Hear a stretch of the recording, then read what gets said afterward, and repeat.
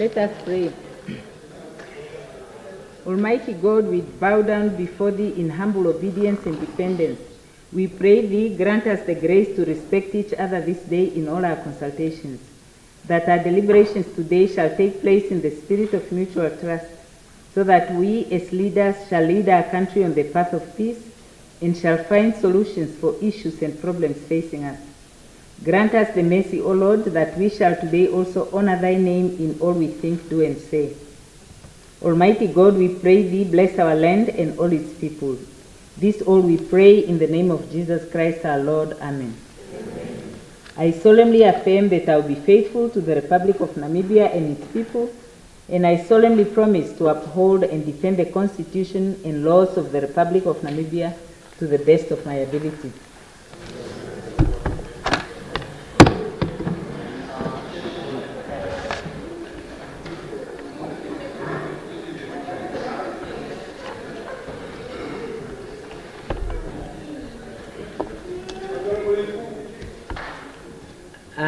Any messages from the head of state? Any petitions? Reports of standing and select committee? Other reports and papers? Yes, Honorable Aupindi. Madam Speaker, honorable members, I lay upon the table for discussion the following reports. One, report of the Standing Committee on Natural Resources on the oversight visit to conservancies in Zambezi, Kavango East, and Kavango West. Two, report of the Standing Committee on Natural Resources on the oversight visit to the Green Scheme agricultural project in Zambezi, Kavango East, and Kavango West. And finally, report of the Standing Committee on Natural Resources on the capacity building workshops with stakeholders in Swakopmund. I so move, Honorable Speaker. The honorable member may please table the report.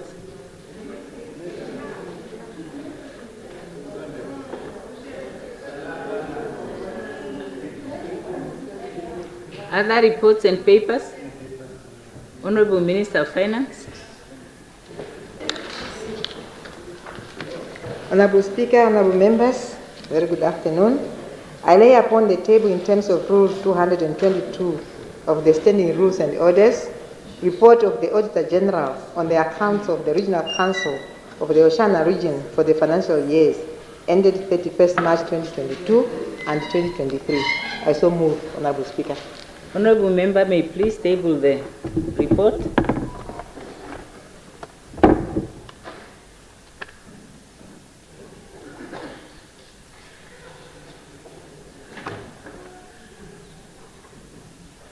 Notices of questions. Oh no, I see Honorable Kapofi. Is it other reports and papers? No, I have a motion. Yes. Okay, any notices of questions? I have a bill to present. Honorable Likando.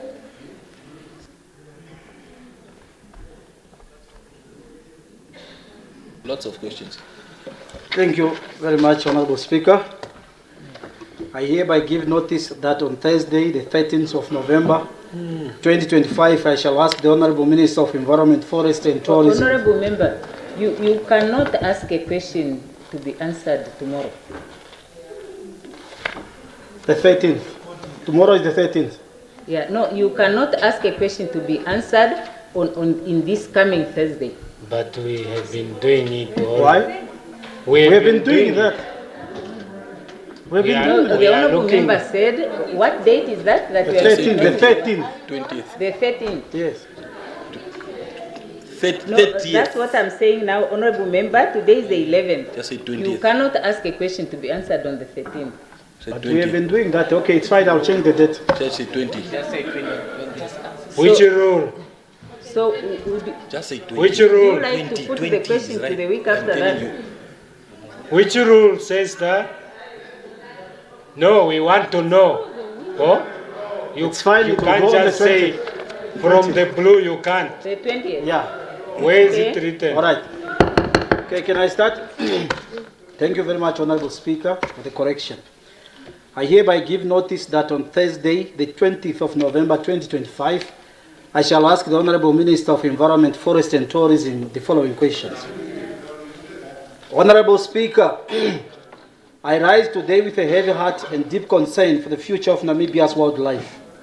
Recent events have once again shown that our rhino symbols of our natural heritage are under siege. Just last week, a black rhino was brutally poached and dehorned on a farm near Omaruru in the Irongo region. This is not an isolated incident, but part of a troubling pattern that threatens the survival of these majestic creatures. In October 2025, tragedy struck again in the Kunene region, where Dosland rhino, a vital breeding female black rhino in the Sorisoris Conservancy, was coldly blooded killed. At the same time, she was accompanied by her calf, which remains missing despite ongoing searches. The Minister of Environment, Forest and Tourism has yet to provide a public statement in Parliament on this shocking event, despite extensive media coverage and national concern. The loss of the Dosland rhino and the uncertainty surrounding her calf are not just conservation failures. They are a stark reminder that Namibia's anti-poaching measures must be urgently strengthened, and that accountability cannot wait. Honorable Speaker, I therefore ask, what concrete measures has the Ministry implemented to prevent poaching incidents such as those in Omaruru and Kunene, and to ensure the protection of our rhinos? With the Dosland calf still missing, what actions is the Ministry taking to locate and safeguard this vulnerable animal? What is the current status of the investigation into the rhino poaching incidents in Omaruru and Kunene? When will the voters that we are representing in this House expect those responsible to be held accountable? Given the recurring nature of rhino poaching, what weaknesses have been identified in the current anti-poaching strategy, and how does the Ministry plan to urgently address them? Time for words has passed. It is now a matter of action, or we risk losing our wildlife heritage forever. Honorable Speaker, I so submit. Yes, Honorable Member may table the question, please.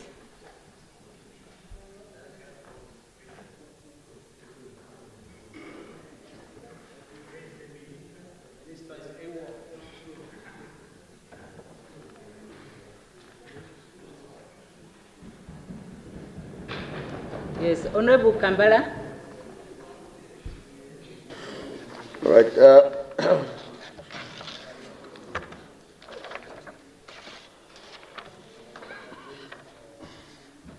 Recent reports from the HPS have created painful conversations about racial discrimination and exclusion within our education system.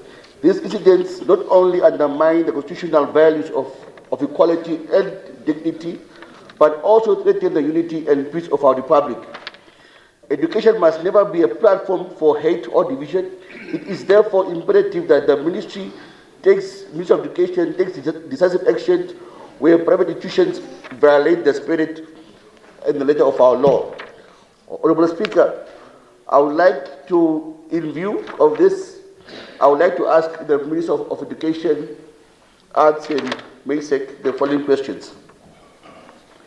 When will the Minister invoke the powers vested in her under Section 79(1)(a) of the Basic Education Act, number 3 of 2020, which empowers the Minister to deregister a private school if any of the circumstances arise on which the Minister would have refused such registration under Section 76, including instances where a school imposes restriction with respect to the admission of learners based on race, ethnic origin, religion, color, or creed.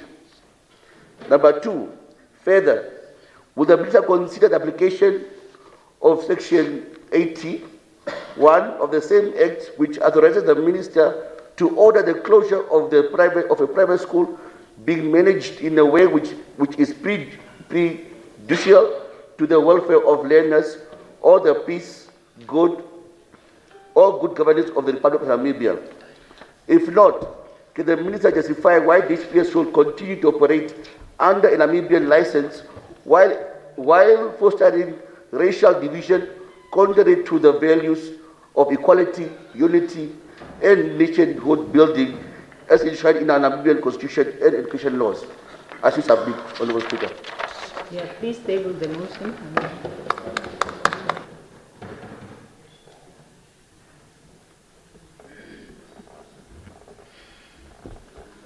Honorable Karonda.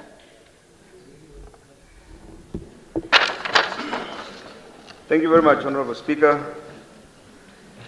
I give notice that on Thursday, the 5th of February 2026, I shall ask the Minister of Finance, Honorable Erika Shafuda, the following questions. I take the floor to raise an issue of great significance to all working men and women of our country. We are told that the workers of any nation are indeed the backbone of its economy, and through their blood, sweat, and tears, they keep the cogwheel turning.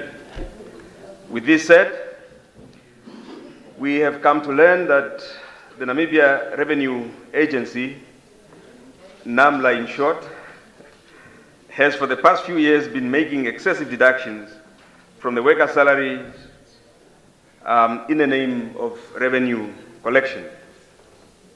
We are also informed that some of the workers who have fallen prey to these deductions are those who have allegedly accumulated tax debts from the days when the revenue collection function was still with the Ministry of Finance. We are deliberate in our characterization of these deductions as excessive because of the effects they have and have had on countless workers of our country. Workers are reportedly subjected to conditions which expose them to high risks of mental health challenges, and in some instances we are told that some of them have lost their jobs owing to these unbearable deductions, while others are said to have taken their own lives. Honorable Speaker, the questions are these hardships, as mentioned herein above, on the radar of the Honorable Minister? And if they are, will NAMRA be allowed to pursue this aggressive revenue collection strategy at the expense of human lives? This aggressive strategy is not only harsh, but it also is unsustainable. And will the Honorable Minister present an alternative way in which NAMRA can still perform its statutory mandate without any threat or risk to the mental health of the workers? We urgently propose that a cap be placed on the maximum amount that NAMRA is permitted to deduct from the salaries of the workers. Is this something the Honorable Minister will be prepared to consider? I thank you, and I so submit. Yes, the Honorable Member may table the questions, please.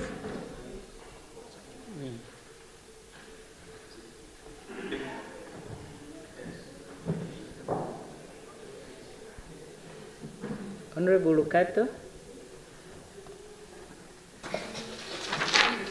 Honorable Speaker, members of Parliament, and the leaders of various political parties.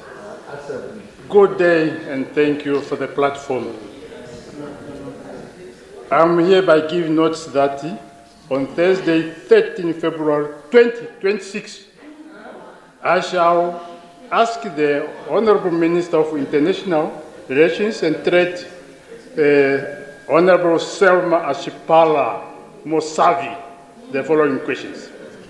Regarding foreign diplomats, ambassadors, and high commissioners that are serving in the base in Namibia, I want to know their contribution and support in Namibia. I want to know, Honorable Minister, with extremeness since the establishment of their offices, the valuable contributions, related sponsorship, donations, sponsorship projects, and aid contributions made by the foreign diplomats, ambassadors, commissioners, consultants. What were their contributions?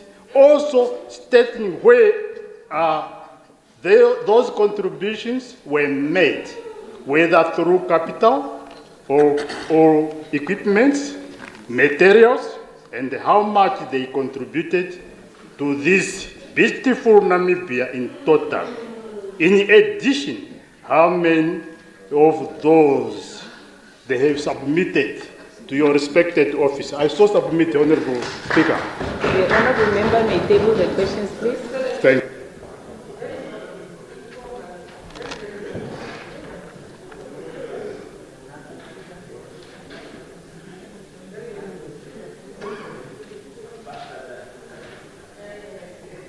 Honourable Amkoto.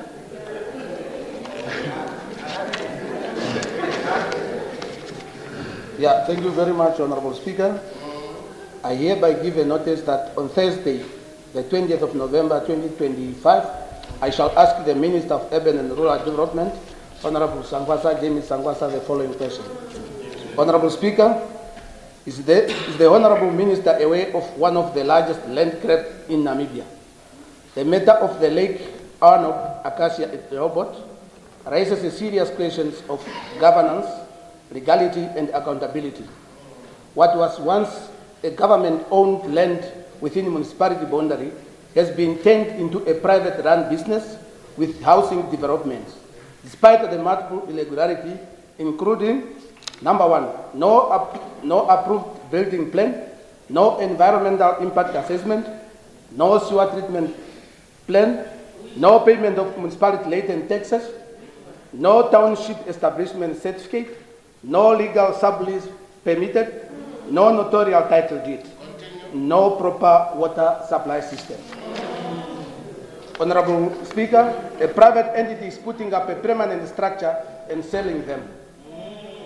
Again, on the said note, there is a possibility that the sewer connection pipes are being drained into the dam, which risks the contamination to the water used by the community in Rehoboth. And this might lead to waterborne diseases. Despite these serious breaches, construction and operational continue unchecked. This undermines the rule of law, fair development, and the rights of the ordinary Namibian who must follow procedures. Therefore, I ask the Honorable Minister the following question. How did your ministry permit a private entity to develop a housing and a resort facility on government-owned municipality land without approval of the building plan? Number two, why was no environmental impact assessment or sewer treatment plan required before a construction began, as required under the Namibian Environmental and Planning Law? Number three, what steps has your ministry taken to ensure that municipal rate and taxes service charges are paid in full by the developer in line with the Local Authority Act of 1992.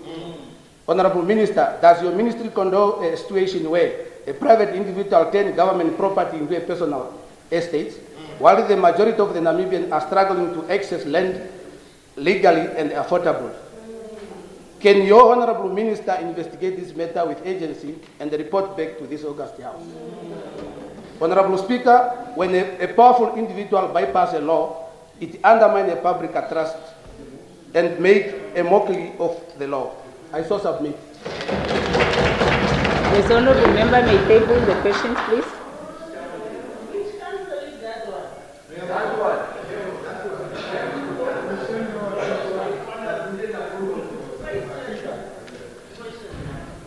Yes, honourable Deputy Minister of Defence. Honorable Speaker, I rise in line with Rule 131, Sub-Rule 1D. In as much as I appreciate the previous question and some questions before it, there is a lot of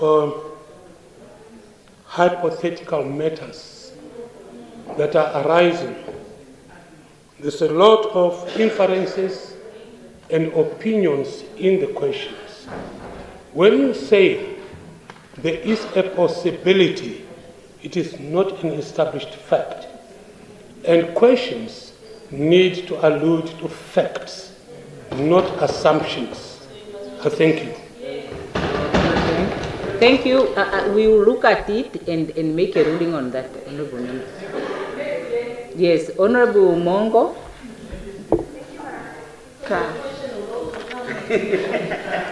I hereby give notice that on Thursday, the 13th February, I shall ask the Minister of Works and Transport, my relative brother, Honorable Veko Nekundi, the following. In recent months, our nation have witnessed an alarming increase in robberies, break-ins, and violent attacks committed by criminals using vehicles with fake, cloned, or swapped number plates. What is deeply troubling, Honorable Minister, is that after such crimes, the registration numbers are often traced back to innocent, law-abiding citizens, making it extremely difficult for the police to track down the actual culprits. This growing trend raises serious questions about how vehicle number plates are being produced, regulated, and monitored in Namibia. Therefore, the public deserve assurance that our number plate system is secured and that manufacturers and distributors are strictly monitored and regulated. I therefore wish to ask the following questions. Can the Minister confirm if all number plate manufacturers in Namibia are registered under the Road Traffic and Transport Act, and what oversight exists to prevent illegal duplication or sales of plates? Does the Ministry plan to introduce a digital system to verify vehicle number plates and taxi identification number with their vehicles and owners? If yes, when will it be implemented? Has the Ministry considered adding security features like QR codes or holograms to make number plates tamper-proof and easy for police to verify? What collaboration exists between the Ministry, police, and road authority to track vehicles with fake number plates and fake taxi identifications? Is there a central database for stolen or fake number plates accessible to all law enforcement? With rising crime rates involving fake number plates, what immediate policies will the Ministry introduce to protect the public and restore trust in the vehicle registration system? And finally, will the Ministry consider implementing public awareness campaigns to inform and educate the public about the strategies used by criminals in regards to vehicle number plates and taxi identification numbers? I so submit. Very good. Master Demo.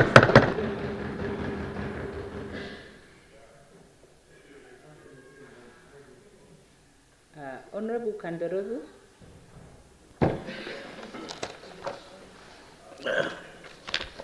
Honorable Speaker, thank you so much. I hereby give notice that on Thursday, the 20th November this year, I shall ask the Minister of Justice and Labour, Honorable Wise Emmanuel, the following questions. The Namibian people and Windhoek residents have observed since the 9th of October till of late how the employees of City of Windhoek at Solid Waste Management Department are being ignored, being mishandled and denied their existence by the City of Windhoek councillors, staff management, Ministry of Justice and Labour, and the Ministry of Urban and Rural Development. Evelyn, these people are the very same people that keep City of Windhoek so clean, to make us proud and be associated with Windhoek as the most cleanest city in Africa, if not the world. These are the very same people that we expect them to cast their vote at our respective political parties comes 26 November 2025, but you are here ignoring them. I guarantee you that you must expect no single vote from this citizen that you'll be ignoring for more than a month now. The City of Windhoek enter into a written agreement with around 501 fixed-term contract ward cleaners under Solid Waste Management Department from 2024 till 2029. Consequently, after several meetings about salary increase and other benefit and to be employed permanently, the City of Windhoek refused to employ this staff member on full-time basis until they went on official labor strike that was currently underway. Honorable Speakers, these workers are being paid $3,000 since 2018 when they signed their first contract. Just imagine with what you can afford with this terrible economy under this administration. This year they signed a 5-year contract for additional small benefits such as 800 transport allowance, pension allowance 716, medical allowance 250, and social security 29.70. They are being paid on total cost to company, meaning they must find their own pension investment, medical aid company, and register themselves to social security. I'm reading now. As I'm reading now, these people are not registered with Social Security Commission. What an exploitation. You are still on introduction. Okay, what an exploitation of Namibian citizens by City of Windhoek under the administration of Ministry of Urban and Rural Development. Honorable Kandorobo. While councillors are being paid pension after their term at City of Windhoek, and workers are being told to find their own pension. Honorable Kandorobo, there is someone. Round up. Now I ask the following questions to the minister. No, there is a person asking for. When are you going to solve this labor dispute between fixed-term contract, what cleaners, and municipality of Windhoek? Why the fixed-term contract workers, cleaners, can't be employed as permanent employees at the City of Windhoek? There is a point of order, honorable member. There is a point of order. It's not submitted. Just submit. Chair, why are you upset? That's why it's not submitted. It's a point of order. Honorable Speaker, I rise on the point of order and also to call upon the chairmanship of the Assembly to provide again clarification. Point of order, I want to ascertain that the words and sentence statements issued by the honorable member does not violate the rules of the questions insofar as arguments. Which one is that? Honorable. No, what did he say? That the issues of exploitations and all those are arguments. He's making assertions. He's making arguments. For that. So I just want. I'm saying. I'm calling the chairmanship. And yeah, it's a chairmanship. There's nothing wrong. It's not right. It's a chairmanship. Okay, I'm not here to argue with you. Yes. Honorable Speaker. Patriarchal medality. One of the important instruments of this assembly is that we have a recording system on which the table office can be called upon to review if the speaker have not heard what the member has said. There is no time on point of order. What is the rules? So secondly, Honorable Speaker, I find it very interesting, and I do not want to repeat certain behaviors of this house because Honorable Speaker, it becomes a situation where one will not take it moving further. Because when one member respond or utter, the chairmanship says, even in our response, we are coming to respond. If we respond in the fashion they are putting questions, we are told, don't do that. Very aggressive by the chairmanship. Yes. Yes. So I just want to ascertain whether it is only them who are allowed and are asking the questions to utter that. Do you have anything against the speaker, Nekundi? Even when it is only them who are permitted to present questions in the format of statements. No, you can't make a point of that violate the rules. Okay, honorable member, now your intervention is of excessive length, and practically what you are doing is you are accusing the presiding officer. And truly, that is not in line with the rules. So if you were rising to point out an impropriety in regard to how the honorable member is putting his question, that's one thing. But when you go to the extent now of also making accusation against the presiding officer, and you are not substantiating that one is now out of order, Honorable. But Honorable Speaker, in your absence, that's why I refer to the chairmanship. In your absence, it's a chairmanship. I'm not addressing you as a person. I'm addressing the chairmanship. It's a chairmanship, not the speaker as you are sitting there. Okay, so he's not a man. We ordered against that. Okay. Against that. Okay, Honorable I just want to ascertain that then when we are coming to respond, that if that is permitted on them, then that will also then be permitted to respond in a fashion that will then solve it. I just want consistency. Yes, honorable member, you have made your point. You may now take your seat. Thank you very much. But please, I hope that we appreciate the need for us to make our interventions also brief and to the point. Otherwise, it's just going to make our work difficult. I recall that the honorable member has expressed that concern before. But what I have to say in response to what he has said is this, that to make it easy for the presiding officer to make a ruling, the rules provide that when something goes outside of what is prescribed under the rules, the point of order is to be made at that point. It's difficult if you say today, 2 days ago, there was a ruling that was made by the presiding officer who was different from the one that is presiding today. It makes it difficult. Maybe you do have a point, but it's difficult when you refer to an issue that took place on another day. So that's why the rules are saying that point of order must be made immediately when the anomaly, anomalous situation arises, to make it easier for the member to, But just to be general in my response, the rules are binding on everyone. So yes, if the members that are responding are expected to comply with the rules, the members that are asking questions are also required to comply with the rules.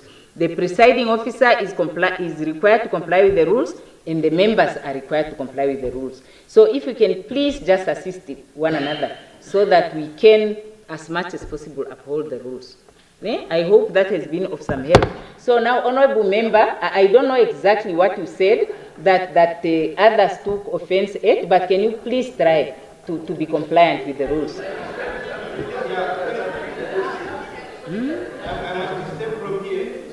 Your time is up. You get only 1 minute. Your time was up. You get only 1 minute, honorable member. 1 minute, 30 seconds. Okay, 30 seconds. Okay, go ahead, please. Yeah, 30 seconds. The mic over here. When are you going to solve, Wise? When are you going to solve this labor dispute? Honorable Wise, between fixed-term contract ward cleaners and the municipality of Windhoek? Why the fixed-term contract ward cleaners can't be employed as permanent employees of the city of Windhoek? Why is there a huge salary gap between the fixed-term contract ward cleaners and those that empty the dustbin and drums?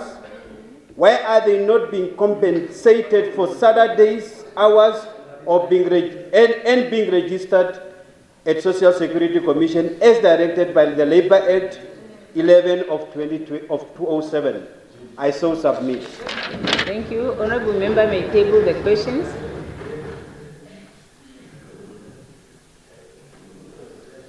Honourable Mbundu. Thank you very much, Honorable Speaker. Honorable Speaker, I have 3 questions. No, you are allowed to put only 1 question, Honourable Member, according to the rules here.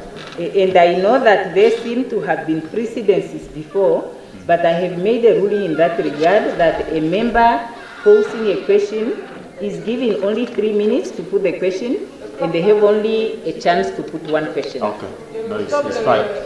So the time now can reverse back. Okay, let's start with the 3 minutes. Thank you very much, Honorable Speaker. Honorable members, I hereby give notice that on Thursday, the 20th of November 2025, I shall ask the Minister of Health and Social Service, Dr. Esperance Ruindao, the following.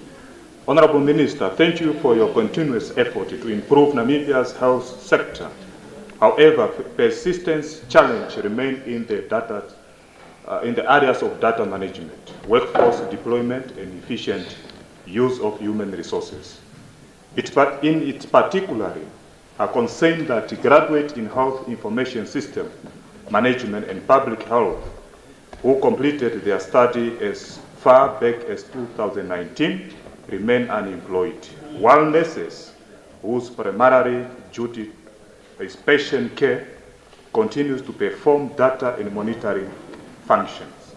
This mismatch not only to reduce the quality of health care delivery, but also undermines the intent of the National Health Act 2015, Act number 2 of 2015, which calls for a restructured and evidence-driven health system. Moreover, Article 95 sub G of the Namibian Constitution obliged the status to improve the public health through consistent planning and effective deployment of skilled human resources.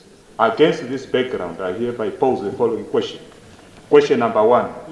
Honorable Minister, given the status obligation under Article 95 sub G of the Constitution and the framework provide the National Health Act 2015, how does your ministry plan to honor this legal obligation by integrating and employment health information systems management and public health graduate into role dedicated to health data management, monitoring and evaluation, rather than continuing to sign such a duty to nursing staff? Further, what specific timeline or implementation plan has been established for this integration? Question number 2, which is the last one. Honorable Minister, recognizing that the ongoing unemployment of these qualified graduates undermines both health system efficiency and youth employment objective, what are the main barriers preventing their absorptions, and what interministerial action are being taken, particularly in coordination with the Office of the Prime Minister, the Treasury, and the Public Service Commission to resolve this issue within the current financial year? I so submit. Yes, honorable member, may please table the questions.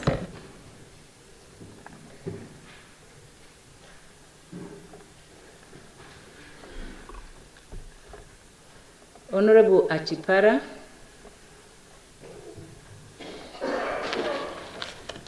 Thank you, Honorable Speaker. Honorable Speaker, I rise to give notice that on Thursday, the 13th November 2025, I shall ask the Minister of Finance the Say following. that again, honorable member. 20th, sorry. sorry. It was meant for the last time when there was no questions. Sorry. I rise to give notice that on Thursday, the 20th November 2025, I shall ask the Minister of Finance the following questions. Honorable Minister, NAMPOST has recently been mandated to handle the distribution of our senior citizens grant. This is indeed a commendable initiative as it strengthens the capacity of the state-owned entity while ensuring that our citizens benefit from locally managed services. However, it has come to my attention that some of our senior citizens are now facing financial challenges due to limitations associated with the NAMPOST card. At present, it's only Standard Bank. Was that 3 minutes?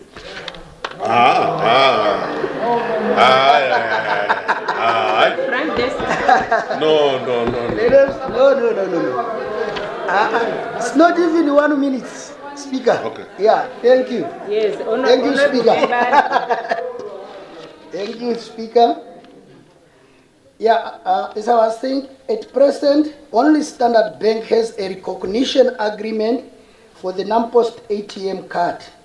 Other local and foreign-owned banks do not formally recognize the NAMPOST ATM card, but yet their ATMs still accept and process NAMPOST transactions.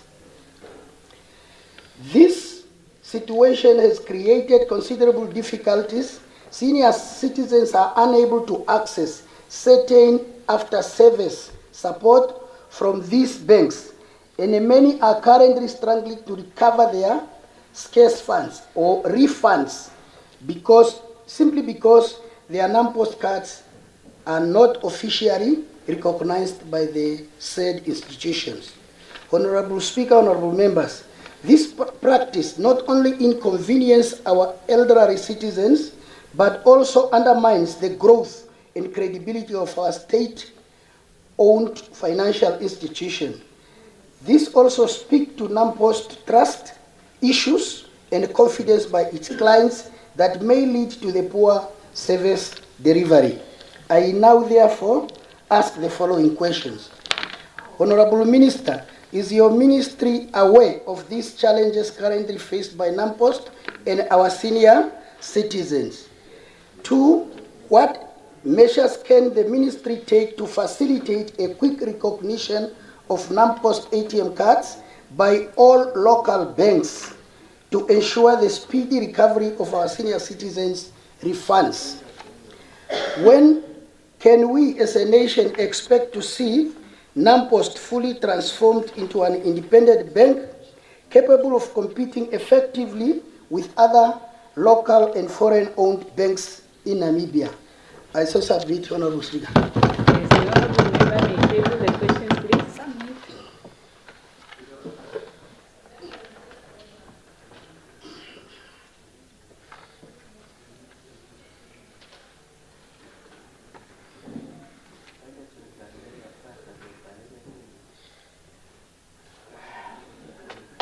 Honorable Kambala.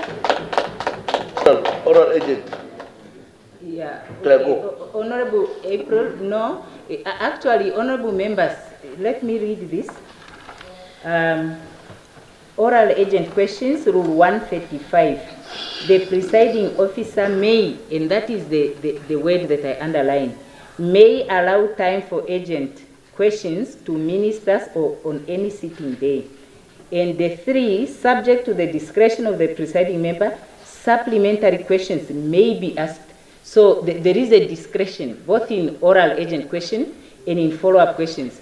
And considering the fact really that we have our agenda that is very full, I decided that we are going to allow questions today, but we will not have agent oral questions.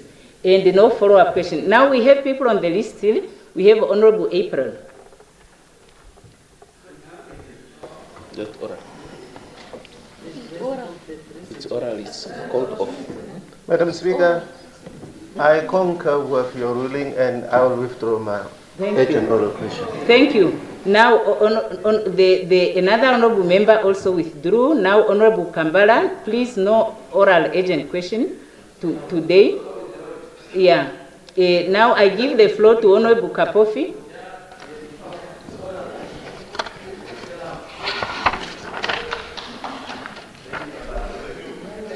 Honorable Speaker. Oh, that's a notice of a motion. Eh? Yes. Okay, so then we have to go to notice of motion okay. first. Okay, now notice of motion. Honorable Kapofi. Thank you, Honorable Speaker. I give notice that on Wednesday, 12 November 2025, tomorrow, I shall move that leave be given to amend the Petroleum Exploration and Production Act 1991 so as to delete amend. Yes, let him finish and then you can rise on a point of whatever. Okay, let's hear what he's saying and then you can, I give you the floor.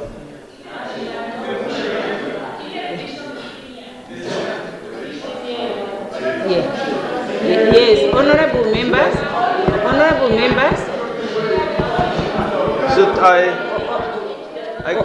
members, can I just hear what the minister is saying? So that then the honorable member who wants to rise on a point of order or point of privilege, you can do that and share what your concern is. Should I start again? Yeah, start again, because now really I didn't follow what you were saying. Okay.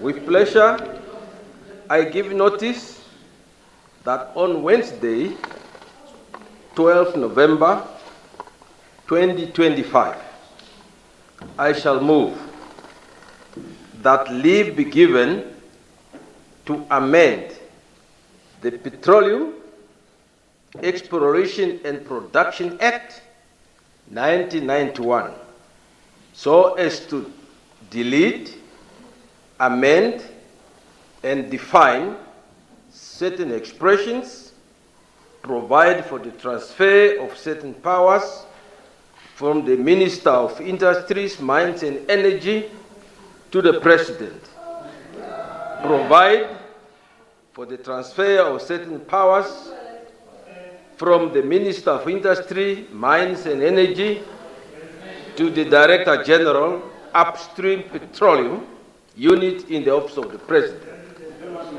provide for the transfer of powers from the Commissioner for Petroleum Affairs to the Deputy Director General, Upstream Petroleum Unit, provide for the establishment, objects, and functions of the Upstream Petroleum Unit in the Office of the President, provide for the powers, duties, and functions of the Director General and Deputy Director General, define or further define certain expressions, and provide for matters incidental thereto.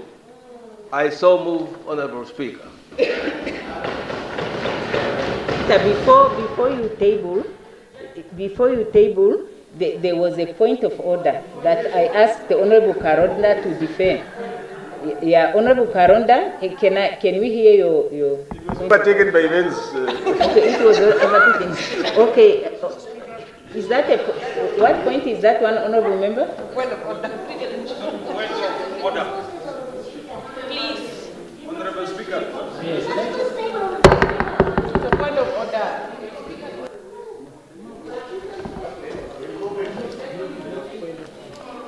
It's on the floor. No, let me just wait. Speaker is busy there.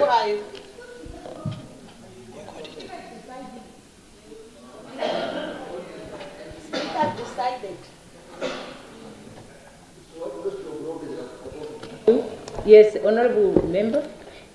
And I just want to say, Honorable Members, there was only one person that rose on a point of order, who was Honorable Karonda. No, it was Honorable Karonda. And I requested Honorable Karonda to allow me to hear what Honorable Kapofi has to say. Now we cannot have a point of order with 3-4 people who are rising after the Honorable Kapofi had already taken the floor. So I just want to say that I will give to him as a last person, but we cannot have a debate on a point of order on something that's passed already. Yeah. Honorable Speaker, I just want to ask a question, whether the Honorable Minister. To whom is the question directed? I'm saying, I'm speaking. Whether the Honorable Minister, I'm also allowed to breathe in between. Yes, whether the Honorable Minister of... Honorable Member? Yes. Honorable Member, to whom is your question directed? Okay, let me... Honorable Members, I'm seeking guidance from... the member. I'm seeking guidance from Speaker, whether the Honorable Minister, Franz Kapofi, is gazetted and the procedures have been done according to Article 32(8) of the Namibian Constitution, where the President takes the initiative to publicly announce the gazetting of the minister before he assumed power. Thank you.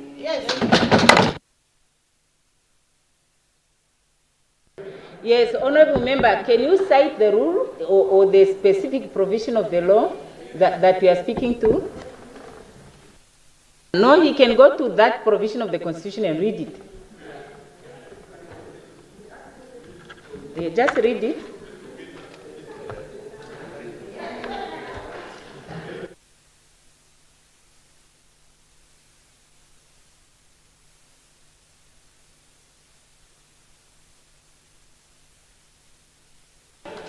My mic. Okay, thank you so much. Article 32(8) says, all appointments made and actions taken. Sorry. Just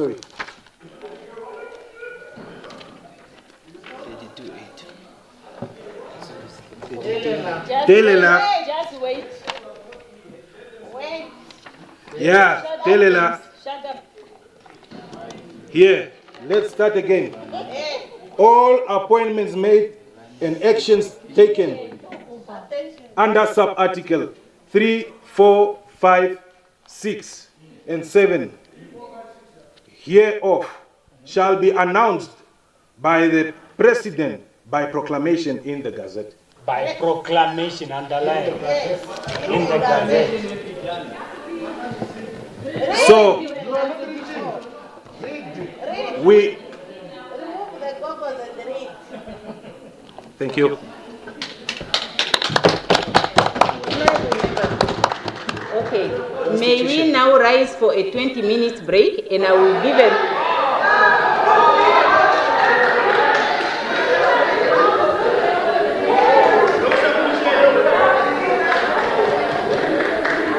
What is that?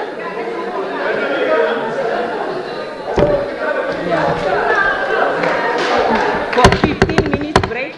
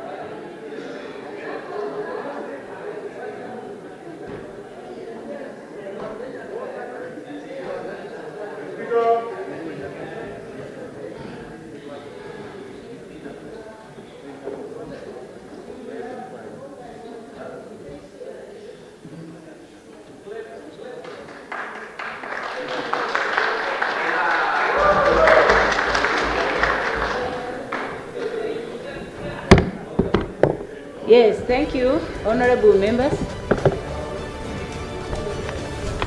Yes, when we went on the break, the matter that was on the table was the notice of a motion by Honorable Franz Kapofi to table an amendment bill, and there was a point of order raised questioning whether the Honorable Minister's appointment has been published in the Gazette and whether the Minister is empowered to undertake the actions of the nature that he is undertaking now by way of tabling a motion. Now, having looked at that constitutional provision, which requires that the presidential appointments must be published in the Gazette, there is no provision in the Constitution that says that the appointments are not valid until they are published in the Gazette.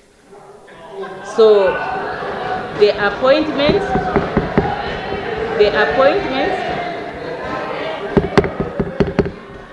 honorable members, the presiding officer would be heard in silence. When the presiding officer is making a ruling, the presiding officer would be heard in silence. Now, the presiding officer has made the ruling. There is nothing in law that invalidates the appointment or renders that appointment not effective because of any publication in the Gazette. And therefore, the Honorable Minister may table the motion.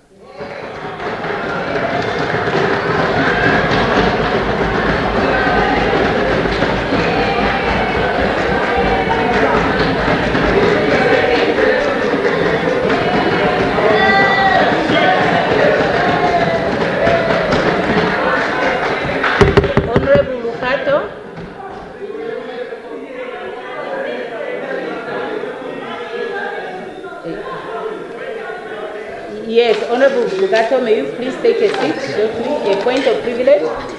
Honorable.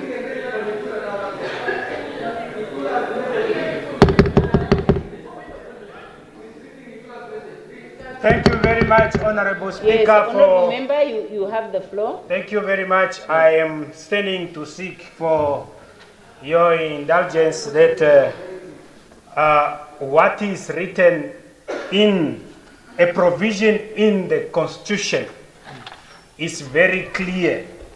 So I want to seek your indulgence that are we supposed now, today, or in the future, to amend and insert the provision that you suggested? Yeah, Honorable Member, as I have indicated, first and foremost, the ruling of the presiding officer may not be debated. Once the Honorable... Yes, let me finish. Can I finish my ruling, please? The presiding officer must be heard in silence, and there must be no debate after it. But the honorable members keep interrupting. The honorable members keep interrupting the presiding officer. Yeah. I am not done making the ruling, Honorable Thomas. I must finish making a ruling that no. There can be no point of order when the presiding officer is making a ruling. Honorable members, yeah, can the chief whips please get the MPs of their various political parties in order? Yeah, yes.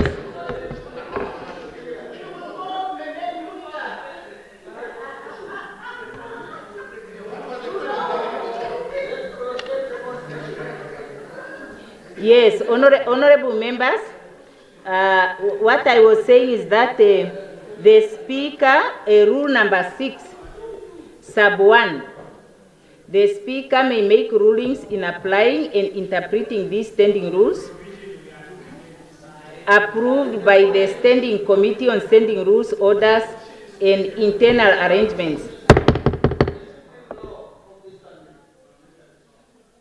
Then the presiding officer may explain the ruling as I have done. I have indicated that although the Constitution makes a provision for the publishing of the President's appointment in the Gazette, it does not provide that until such an appointment is published in the Gazette, it doesn't take effect. So you are arguing with the presiding officer. You are arguing with the presiding officer. You have mechanisms that can be followed if you are not happy with the ruling of the presiding officer. No. There will be no. Honorable members, can we please proceed? Any further notices of motions? Ministerial statements? Reports from the Committee of the Whole Assembly in consequential proceedings? Orders of the day. The Secretary will now read the orders of the day. Oh, Honorable Lukato, I was calling for motions. See what? Yeah. So Honorable Lukato has the floor to Honorable Speaker, members of Parliament, thank you very much again for the floor. I hereby give notes that on Wednesday, 11 February 2026, I shall move the motion in this August House to discuss the following regarding the reduce the conservation Namibia. The human life is of supreme importance. So, silence!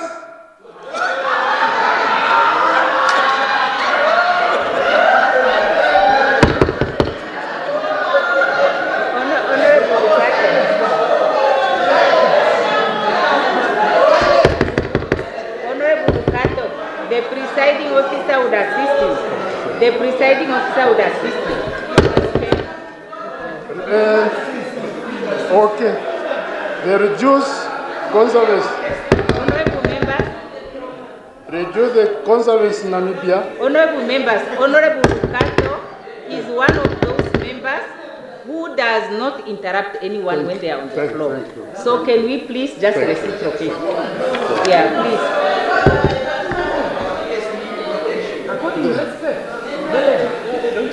Okay. I hereby give notes that on Wednesday, 11 February 2026, I shall move the motion in this August House to discuss the following about reduce the conservation in Namibia.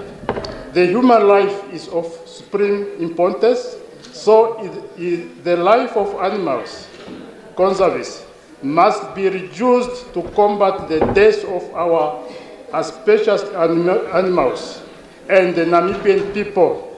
The unnecessary death of our animals need not to continue after the post-independence. Namibians ought not to live among dangerous animals. The process of wild animals in communities, such as lions, elephants, and the more dangerous animals, just to mention a few, are regarded as a threat to human life. Our people must be protected from those animals, as no one can afford to replace or to pay for the life of another human being who have been created by Redeemer. Honorable Speaker, I so move. Table the motion.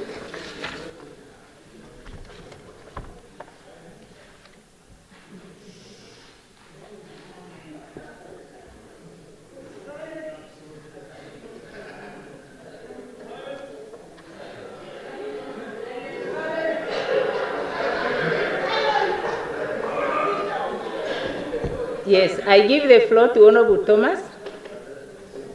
Notices of motions. Thank you. No, I don't have a motion. I just wanted to clarify. Come again, Honorable Member. I don't have a motion to say or It's only a point of privilege which I inquire. Yes, you may I proceed. can maybe explain here. You can allow me. Yes, even you may without reading. proceed. Proceed, please. Thank you very much. Honorable Speaker, when we start with this parliament, everybody took silence on oath of office to defend and protect the Constitution. I don't think it's appropriate when we are referring our defense to the Constitution and we are read as invalid. I don't think it's inappropriate. This will.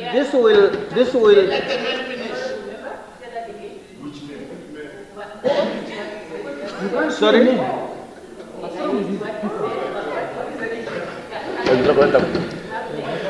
I said it's not right. When we are mentioning here, we say something here in the Constitution. In relation to what was said now, my brother they read in the Constitution. And I think now maybe we take the rule of this court above this Constitution. Yeah, Honorable Thomas, if you are referring to what the Honorable Hengo Bay said, I have made the ruling on that one. And the ruling was it's out of order. No. Honorable Thomas. But the Constitution is above what we are doing here. Honorable Thomas, may you please take your seat? Yes, Honorable Thomas and other honorable members, kindly take your seat, please. Yes.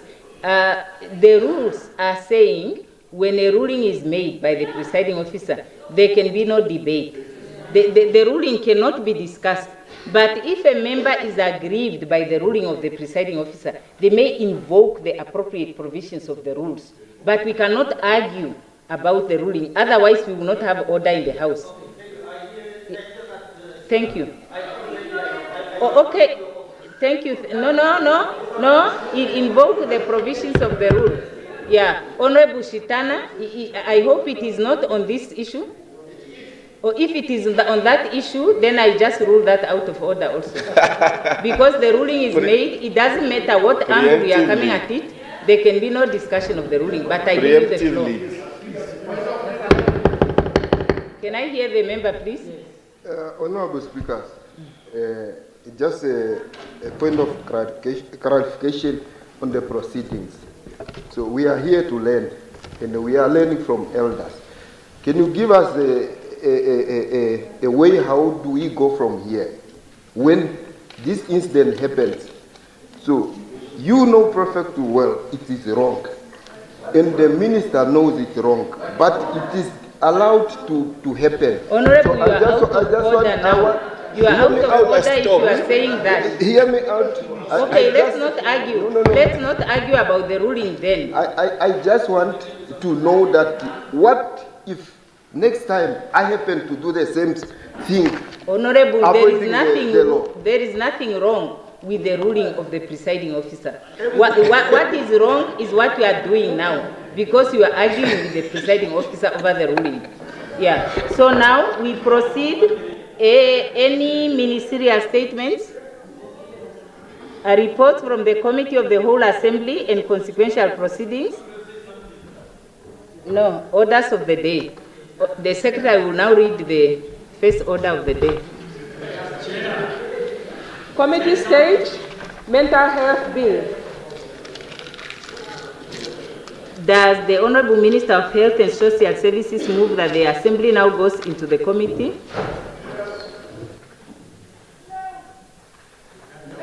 Yes, I so move, Honorable Speaker. Any objections? None. Who seconds? Agreed to. I now call on the Deputy Chairperson of the Whole House Committee. Honorable members, I now call on the Deputy Chairperson of the Whole House Committee to take the chair.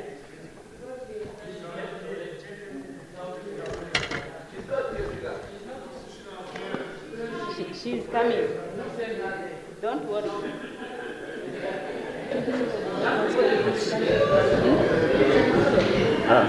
She's coming to sit here. Was she prepared? She knew she has to come in, eh? Yeah, she's coming to sit here. The deputy chief. Committee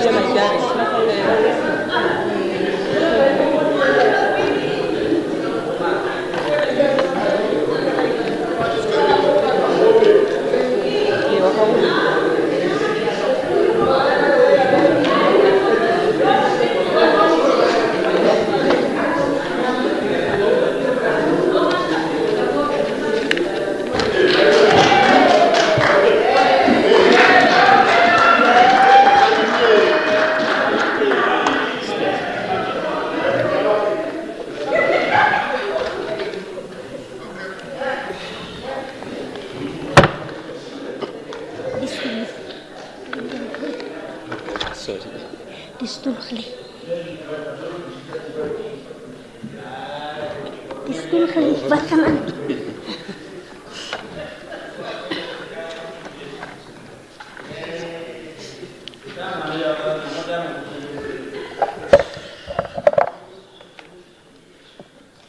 The whole House Committee is called to order. How did I say? The whole House Committee has to consider the Mental Health Bill.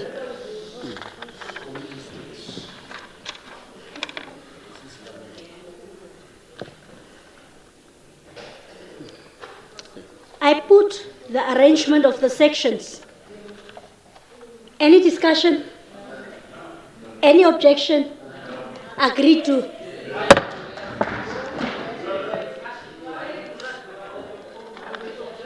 Yes, I have not seen it, but I am done. Honorable members. She has to comment on the arrangements. Okay.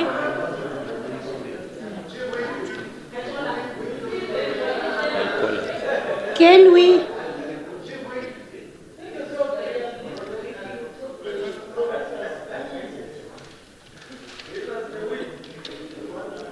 Are we waiting for you, Honorable Laikola?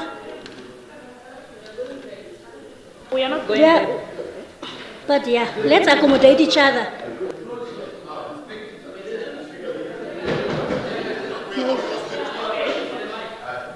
I want to make my contribution next year, February. Yes. Unfortunately, this is the whole House Committee. Unfortunately, this is the whole House Committee. We continue, not second reading. Not second reading, honorable members. Honorable members, can we listen to each other? I don't have a voice to scream. We are not at the second reading. We are at the whole House Committee. Therefore, we cannot do things as if we are in the second reading. You had time at the second reading to come with whatever you wanted to discuss. But now we are going as per the sections.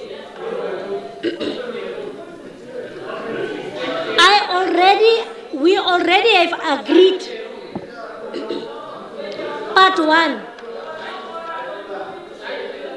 No, honorable members. We are at the committee stage.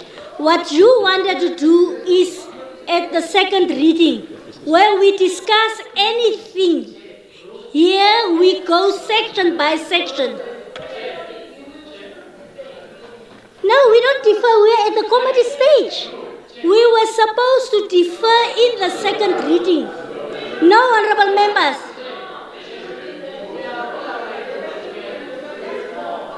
Can we listen to each other? Now they must not agree with you in terms of ruling 6. Now, in terms of the rulings, honorable members, after the explanation referred to in sub rule 2, go to 6. Page 19. After the explanation referred to in sub-rule 2, members must comply with the ruling made by a presiding member and must comply with the ruling made by a presiding member, and no discussions of any such ruling must be allowed. We continue. I put part 1, introductory provisions. Any discussion? Any objection? Close one.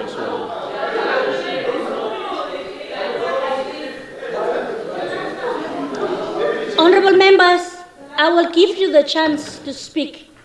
Therefore, wait for me to indicate to you when you can rise. You cannot, whilst I'm speaking, just get up and speak. I have not seen that.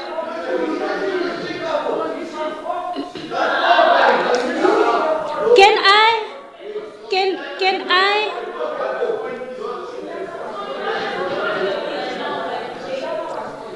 Honorable Mukapuli. Honorable members.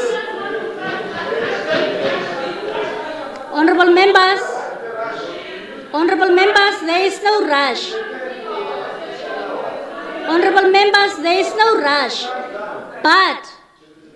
But, can we listen to each other? Honorable Shitana, we are at part 1, introductory provisions. Clause 1. Any discussion at clause 1? We are going clause by clause by clause. We are specific. I'm talking to all of us. If it comes to the whole House Committee, we are specific on clauses. No, I can't speak Oshuambo. The official language is English. Any discussion at clause 1? Yes, Honorable Karonda? Be specific, my Honorable. It's not so much a discussion, Chairperson,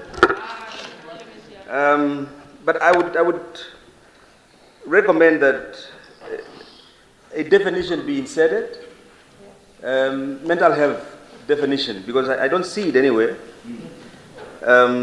so that it helps bring context to it.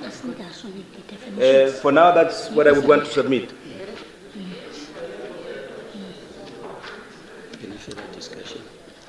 Any discussion on that? Any discussion on that? Honorable Minister? Clause 1. Honorable Karonda wants mental health to be included in the definitions. Take us there, Honorable Minister. It is. There is. It is. Honorable Karonda, your neighbor, Honorable Hengari, found it. So let her.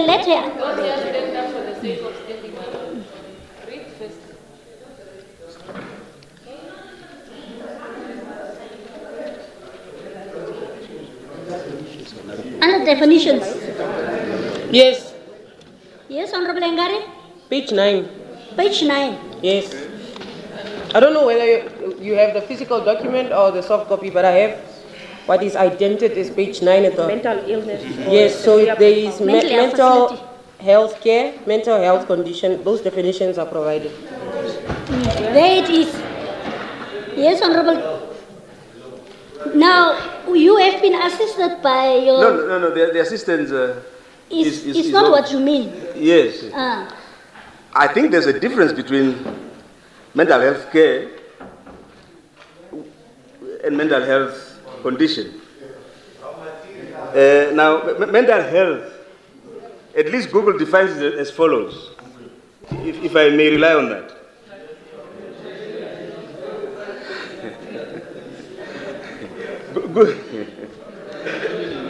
Google describes mental health. All of us speak at the same time. If I may.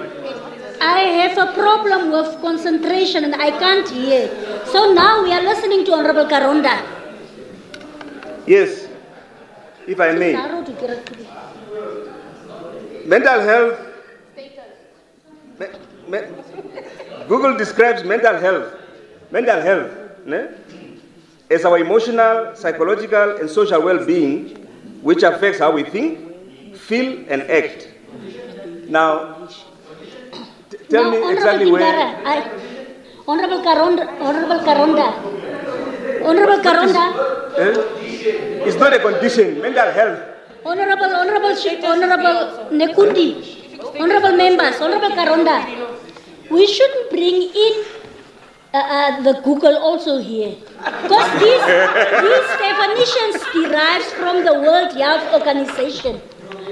So if we bring in Google, we might, get a different route. Can we continue? No. We don't talk to you. Honorable Karonda, did you find?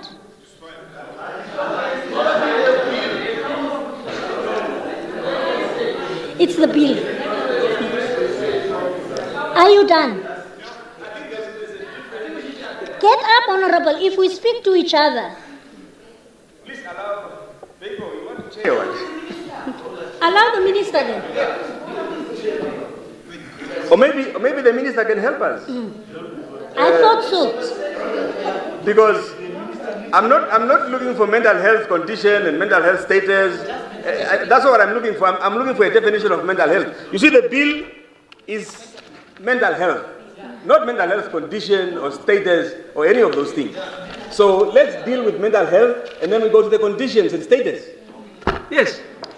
Honorable Minister, we are at clause 1. Yes. All right, thank you. Deputy Chairperson of the Whole House Committee. No, actually not. I went to school, so no. I'm not consulted with that said, medical school for that matter. But anyways, with that said, what happened? I suppose the understanding there would be a lot. You would know if you gave me an opportunity. Honorable Minister. So, I want to hear what you say. I think that the volume there, Honorable Nekundi assists there. Yes. Is the volume low? It's a bit low. Where? Sorry? Somewhere there. At the ear, at the volume.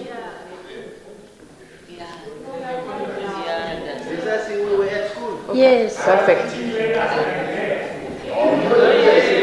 So,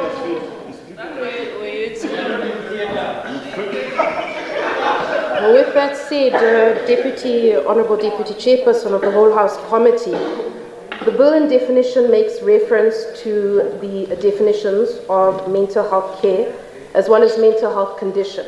Now, with that said, the question to the Honorable Member would be how that particular definition would alter in terms of lawmaking. Because ideally, when we speak about the bill, what we are trying to govern and determine is how to take care of and treat patients with mental health conditions, not with patients that are mentally healthy. And so the bill is in relation to those that have mental health conditions that have been diagnosed. And that is why when I answered during answer time, I made mention to the fact that because of the fact that DSM-5 is consistently changing and upgrading, we cannot merely highlight even the definition of mental health has been changing, even according to the World Health Organization has been changing. And because it is a definition that consistently can change, as well as what is included in it, it is therefore not required to be included. Thank you. Any objection? Yes, Honorable Angula. I think, respectfully, Honorable Chair, the request is in any way not an unreasonable one. If you just look at page 8, you go down somewhere there in the middle of the page, it clearly defines what an inmate is. It clearly defines what an inmate is. One word, inmate. And then it goes down and then inpatient. And so forth and so forth and so forth. We are dealing with a bill called the Mental Health Bill. Mental health. What is mental health? That's all we are asking for this piece of legislation to define. And for us to be sent from pillar to post, working around with the semantics is really not fair. It's a mental health bill. It doesn't even say anything else but mental health on it. What is mental health? That's all that we need a bill to define. It's as simple as that. Thank you, Honorable Hangula. Honorable Nekundi.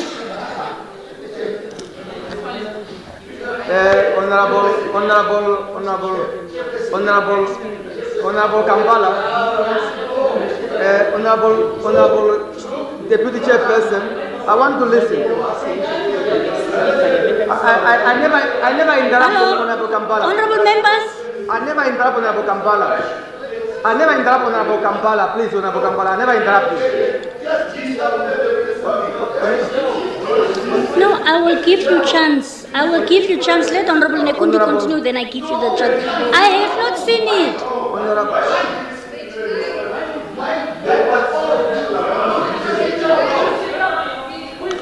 No, let's know how we talk to each other.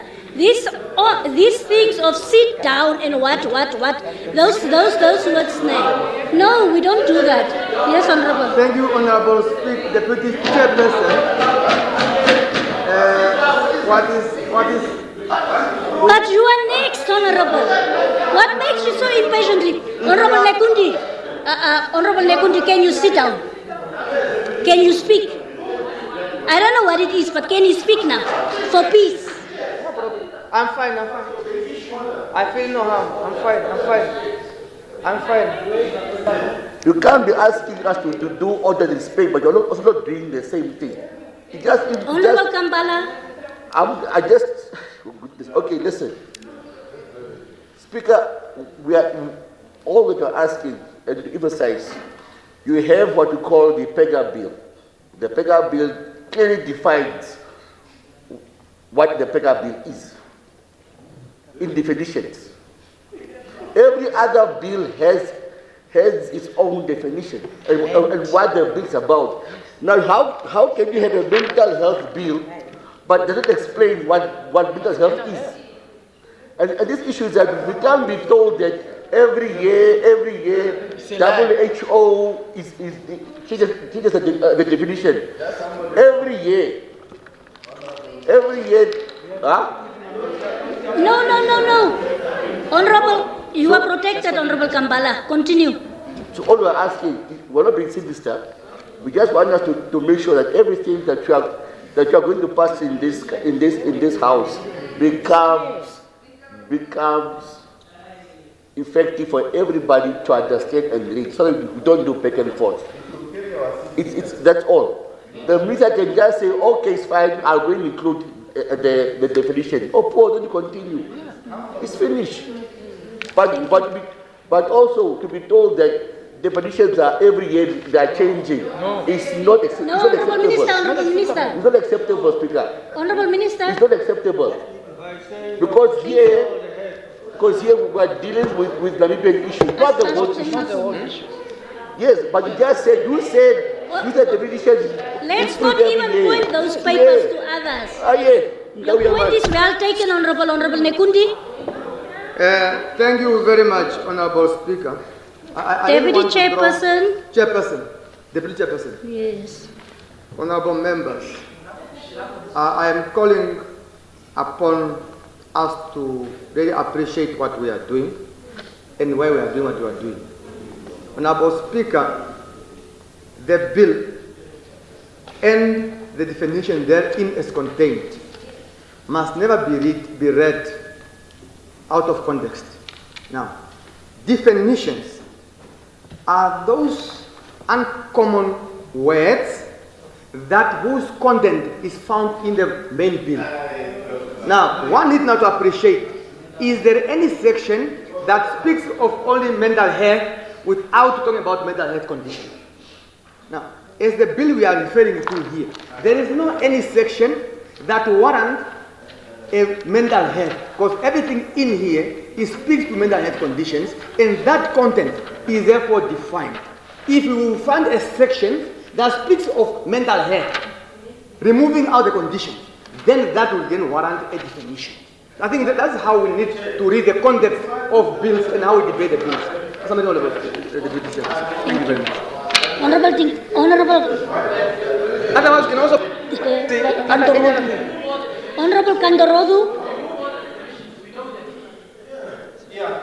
let's just be orderly and listening to each other. Let's just be orderly and listening to each other if we want to achieve anything. Thank you so today. much, Deputy Speaker, Deputy Chairperson of the whole House Committee. Now, let's look at the definition at page 9. Master means the master of the High Court. Medical practitioner means a person who is registered. Medicine and Related Substance Control Act means medicine. Mental health care means the provision of care. So, treatment and whatever. Mental health conditions means the illness. Mental health facility means the health facilities. So, these are the breakdown. Listen into context, not to defend. No, let's not. So these are the breakdowns of the mental health, in particular as mental health. But the Act, the bill itself, haven't defined what mental health is before the breakdown of all the activities and components within the mental health. So how do you run to the breakdown? How do you run to the breakdown before the mother body is not explained and defined to the public? So, no, use your own opportunity. Request for the floor to do it. So therefore, the minister must just accept that she's going back and rectify and come back with an amendment Honorable. like in the yellow page. Honorable, And we continue. I so submit. Thank you, Honorable Kandorodu. You are very right. Those things was done during second reading. And you are supposed to come with this during second reading. No, not point of order. You are next.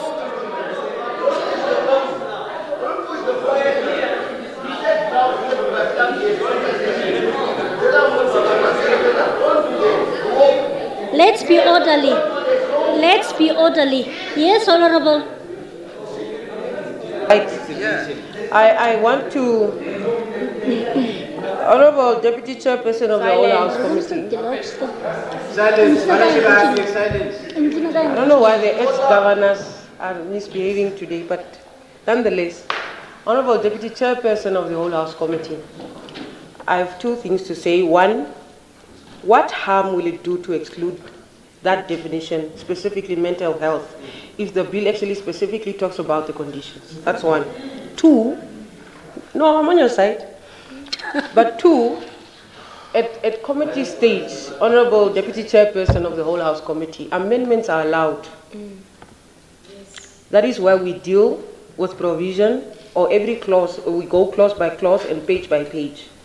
And that is why on our desk, we have 2 yellow papers from the minister.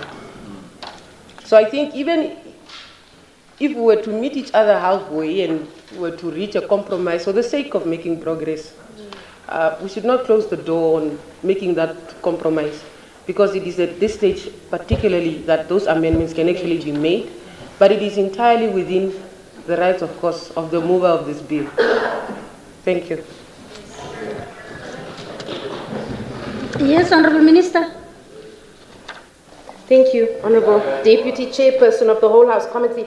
I would just like to clarify something very important that was tabled, because later on it was said that I mentioned that the definitions change every year, which is not what I said at all. And when we commented, I think there's a lot of dementia, but anyways, there are definitions. Pre-1950, mental health was defined as the absence of mental illness.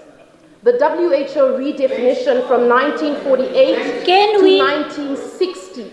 The World Health Organization then broadened it to be well-being and social functioning and not just the absence of illness. And so it is changing. And then 1970s to 1990, this period saw the rise of... Honorable Minister, for the benefit of the members, they want to know, where are you getting those things from? From wants to follow. From literature. You can find it. I'm not. For those of you that have, advanced studies, you can find it in literature. Any literature. Any literature. I will quote. Firstly, WHO, I will 100% quote. I will 100% quote. I will 100% quote. Can I have an opportunity to quote? From what we have submitted, not from somebody else's ideology, from what we have submitted. This is what we are saying. What we've submitted is based on the fact that the conversation is around mental health conditions and not mental health. And now we are rising, and I am rising to counter and to qualify the fact that mental health has changed. No, you said the bill has changed, the definition has changed every year. And we are saying that that is not the case, or what we've said is the definition has changed over time. The definition of mental health has changed over time, and therefore the exact same way when we were asked, Honorable Deputy Chairperson, am I protected? Because he's standing and he does not have the floor. No, wait a bit. So can I finish speaking? Honorable Deputy Chairperson, can I finish speaking? Can I finish speaking? Can you? But you haven't been given, you can't stand before you've been given the floor. Point of order, Honorable Minister. Okay.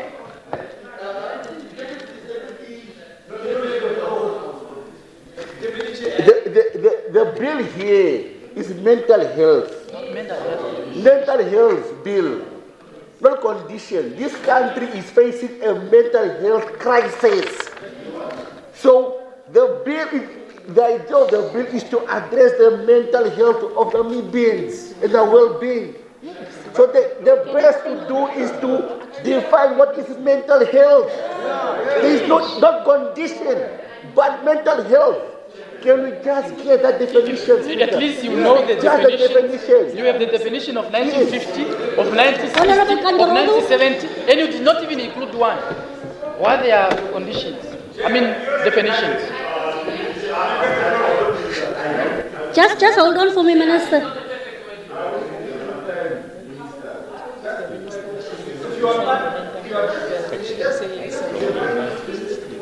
If you are part of the Gen Z, you use the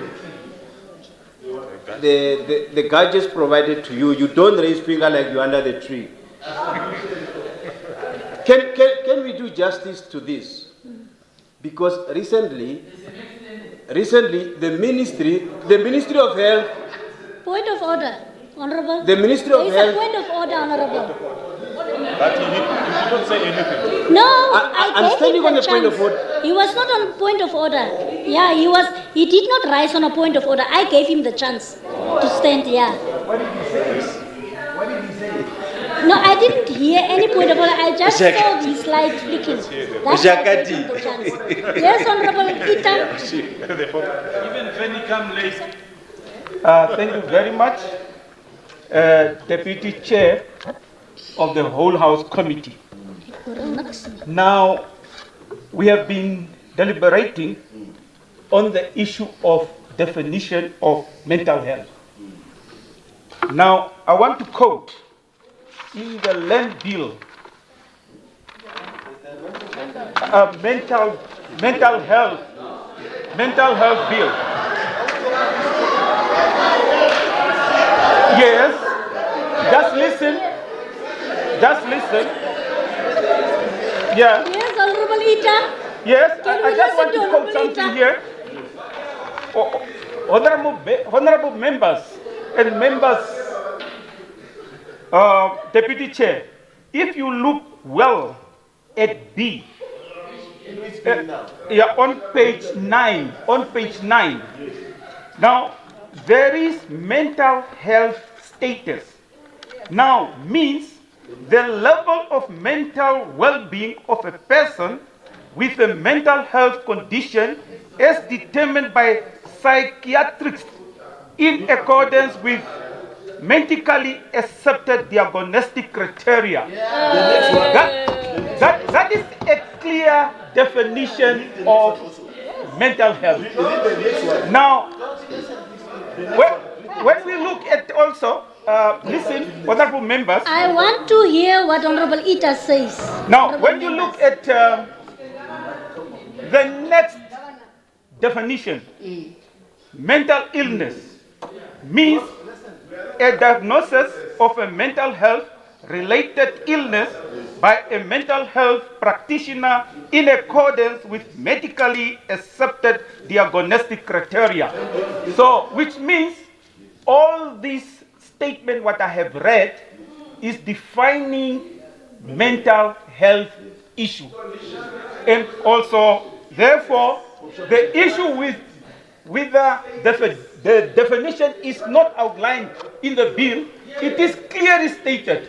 I so submit, Deputy Chairperson of the House. Thank you, Honorable Ita. Honorable Chair. After Honorable Chair.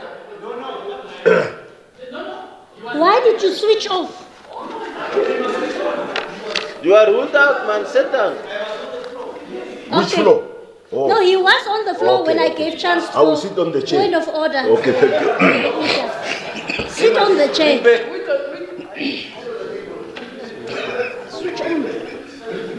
Okay. Competing here. Honorable Chair. We are not competing. Okay. I have a proposal. We are helping because recently the ministry lost a case and they have to pay 1 million because of something they did wrong. So we don't want these situations to happen because it's our taxpayers' money. So let me give an example. The case of yesterday. No, you don't have a floor. Mental health. Let's keep it mentally health, Honorable. Listen, the definition of mental health so that I can help my minister.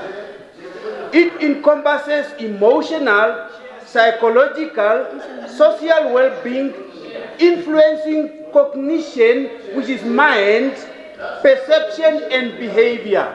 So that's the definition that is not here. Okay. So what we can do, we refer the bill back to the ministry so that they can define it.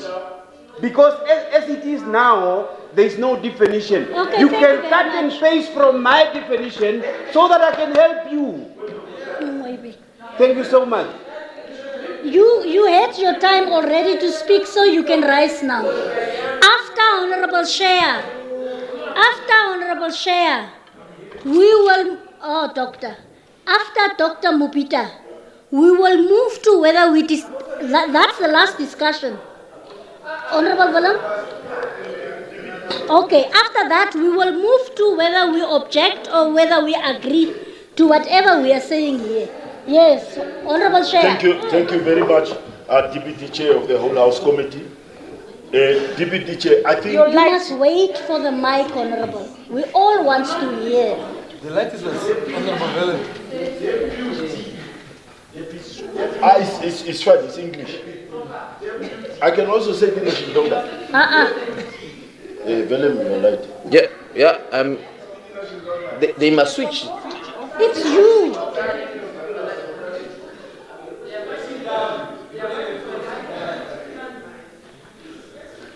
Can we be assisted from inside? The controller maybe Yes. doesn't like me, but it's fine. Anyway, I was saying, when I was saying point of order, Deputy Chair, I think we must start protecting citizens of this country's dignity. We can't be speaking about certain things and we use examples of real life scenarios that people are going through. Can we please? We not have a dialogue? Yeah. Kindly. we use examples of very serious and sensitive cases where these people are not even members of parliament to defend themselves or to give their opinion. The member says the case of Ochiwarongo, where the Ministry of Health was sued, and we all know the information of what transpired then. I don't think it's appropriate for him even to use that as an example in this particular thing we are talking. That was just my point of order that I raised on. Now can I go to my contribution, Yes. Deputy Speaker? My contribution was, I wanted to understand what Honorable Karonda said. Maybe my English teacher failed me. I thought Honorable Karonda asked, which was quite justified, to say, we need to have a definition of mental illness, what it Mental is. health. Mental health. Now, my senior here, an economist by trade, then stood up and pointed us to page 9 of the very same bill that defines everything. And I think it's in there, Deputy Speaker. We are wasting valuable time. Can we move on and divide the House if it's necessary for us to vote? Because now we are debating on definitions that are there. It is just my thing that I'm moving, Deputy Chair. Let's vote. Thank you very much. Chair, Dr. Mupita.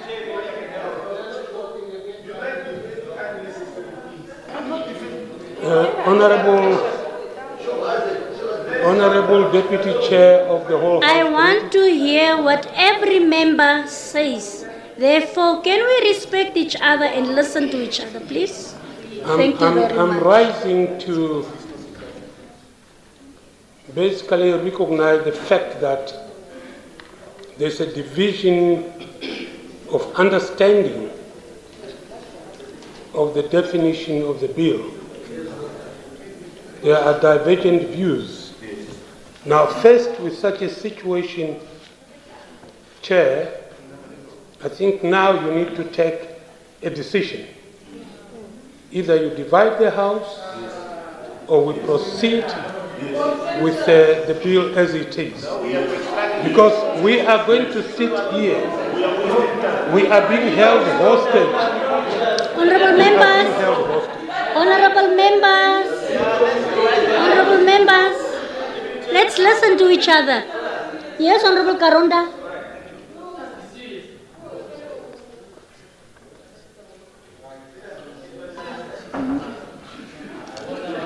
You see, colleagues, there are parts of the bill that, for instance, would seek to deal with mental health disability.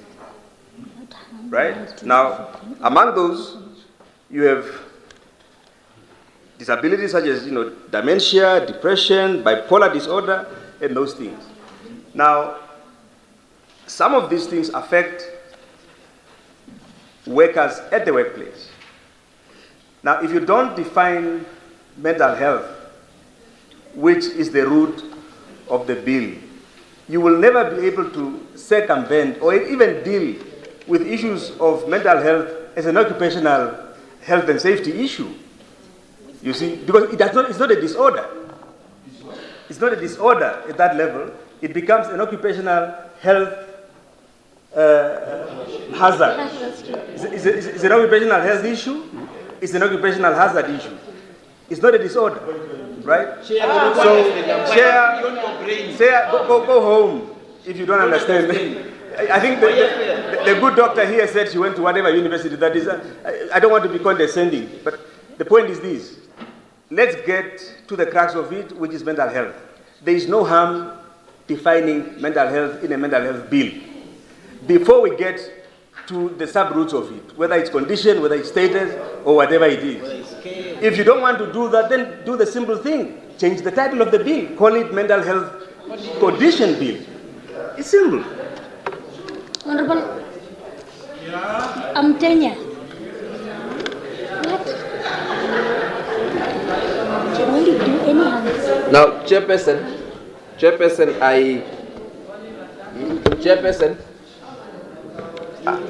I just hope, Deputy Chairperson, I just hope what we are trying here is in the best interest of the citizens. That we have a definition that is indicated there, mental health condition. An illness, both. A condition, yes. You have the right to debate. That is why the question, Chairperson, is really, we are delaying what the citizens are waiting for because of a choice of a word that we want it to appeal to what we want it to be. Really, Chairperson, I also want to refer you to 185.2. Chairperson, 185.2. That the chairperson of the whole house may allow any amendment to a clause or the addition of any clause to a bill. A clause, whatever. Matter. Yes. It doesn't matter. My school at Ihongo. My Ihongo like school. Shitana speaks, so she My don't Ihongo know combined school taught me that way. We have English. Yes. Honorable members. No, he came from outside. He came from outside.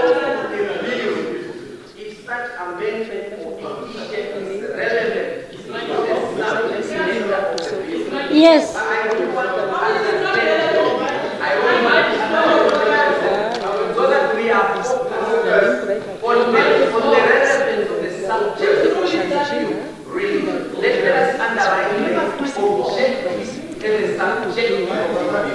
Thank you.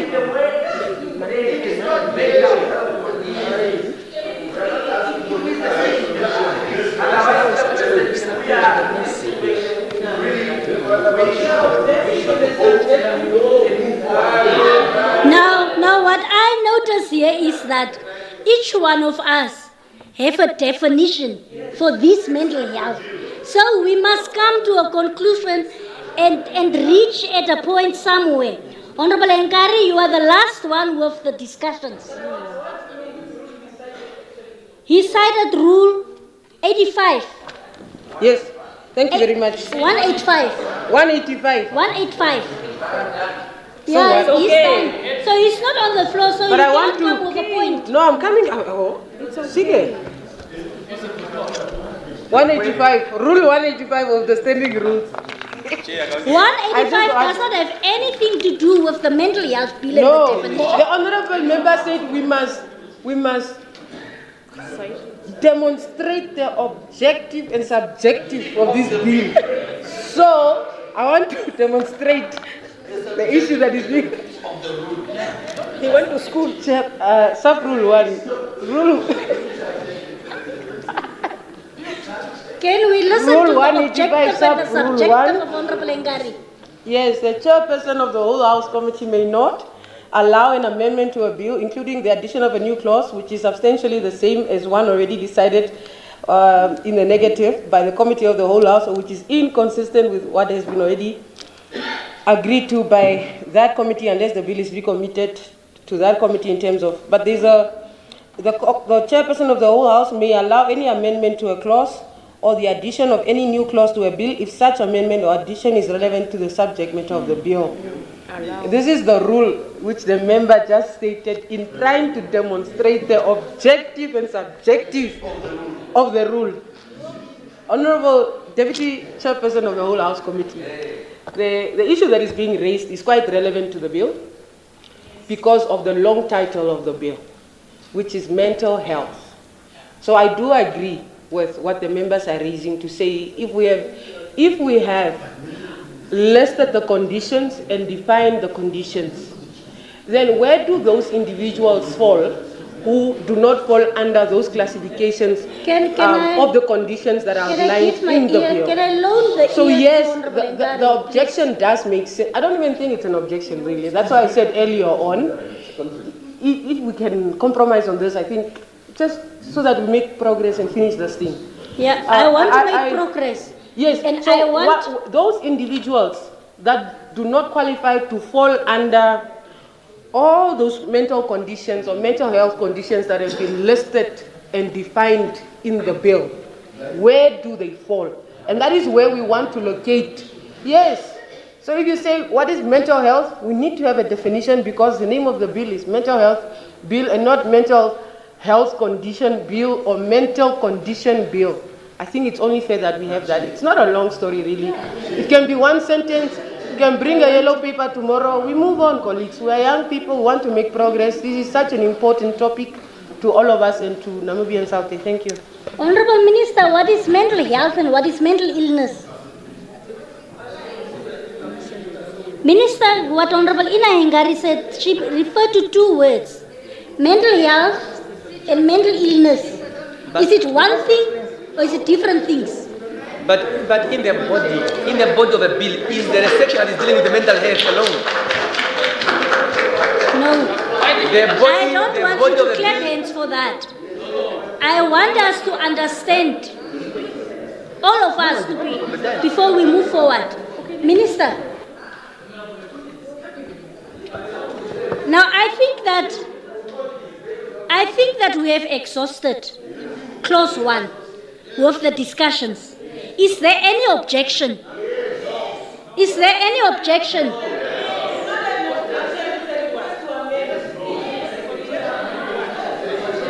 Objection to clause 1.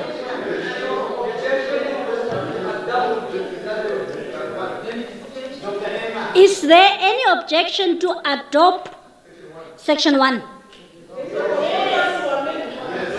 There are two different, but we are at objections, and it means we have to vote because there are two different views. Isn't it, honorable members? I cannot go back to discussions. I already said any objection. So how do we go back?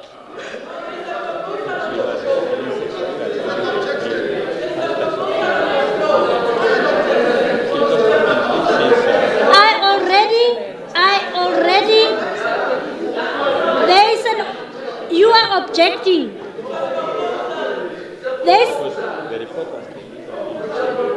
But we are not. Point of privilege. No, honorable. We have discussed the subject matter. Honorable Chief Whip. Honorable Chief Whip. Honorable Chief Whip. We are at objections. We are done with the discussions. How do we have a point of order at objections?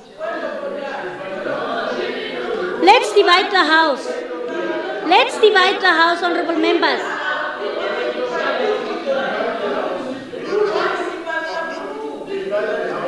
Honorable members, we are at a different stage now.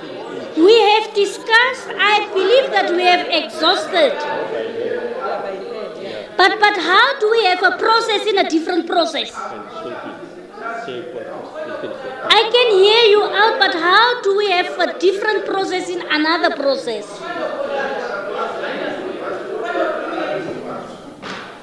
Let me listen to what you say, Honorable.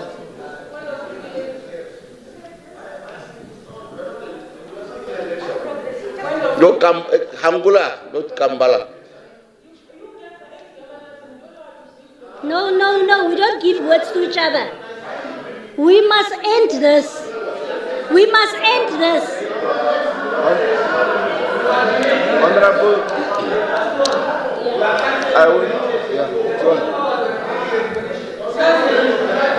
I seek your indulgence, Honorable.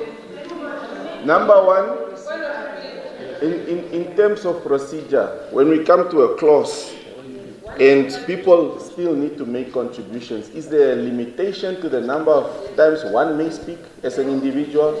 Is there a limitation to the number of times how many individuals may speak on that clause? Is there a time limit? Based on that, then we want to see why are we being forced to a vote when there was a request that was made and it was not satisfactorily answered to. That's all I Honorable members, for these past 2 hours, I believe, we have been discussing this bill. Just the definition. 10 minutes each person. 10 minutes per person. Point of order on what? There is nobody that has said anything. Now, honorable members, we have moved to objections. We are in a different process. Honorable members, who is privilege of what? No, honorable members, by now we must know that there are processes. I did. Can we move over to, we are done with the discussions. What we probably have missed is that we are at comedy stage. Comedy stage, we are specific.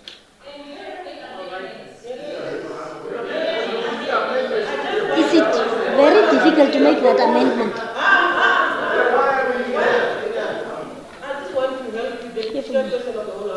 No, don't.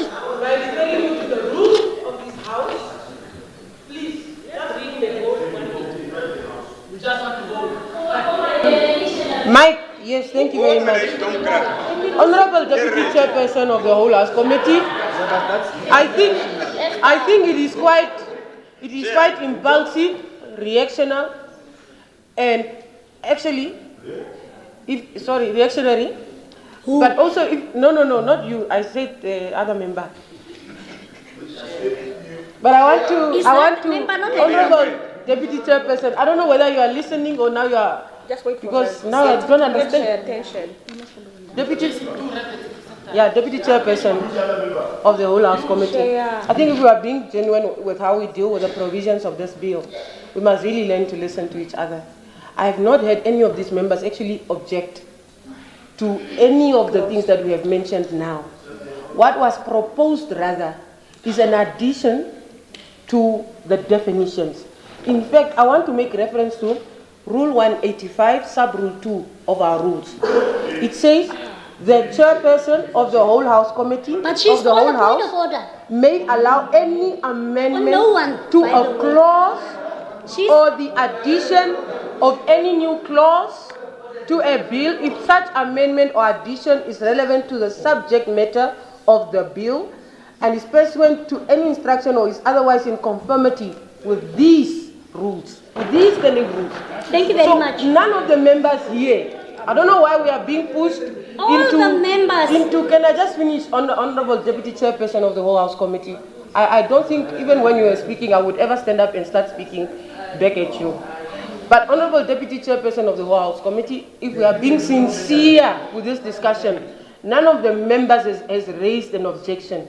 They have made a proposal to have an addition to the definitions, which is actually allowed under Rule 185 Sub-Rule 2 of the Outstanding Rules and Orders. So instead of running to divide the House, let's build consensus, colleagues. Let's see where we can compromise. As far as I'm concerned, honorable members, there are two different views here, and therefore I will divide the House because we are at any objections? Any objection? Any objection? You are objecting because there are two divergent views. No. Can you ring? I have honorable members, honorable Chief Whip, honorable Hangula, just wait for me. Honorable Hangula, can you listen to me? Honorable members, these honorable members, the honorable members does not agree with what you say. So if there is a disagreement, then it means that we have two different views. Sergeant at Arms, ring the bell for us. We will divide the House. No one has objected. So you agree.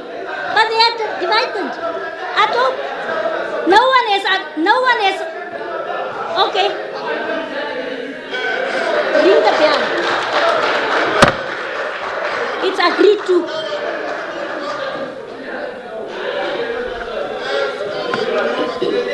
We move forward.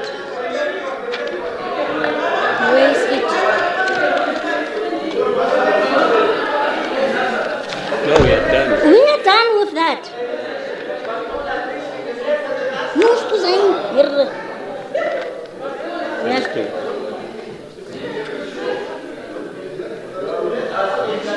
Is it close to? I put close to objects of the act. Hello? Can we be orderly, please? Even if other people are leaving. Okay.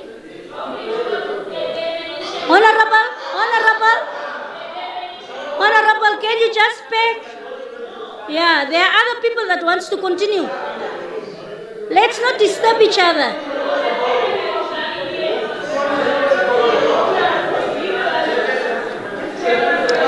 We have moved forward. I put objects of acts, that's close to. Any discussion? Close to. Page 12. Any discussion? Page 12, Honorable Engari.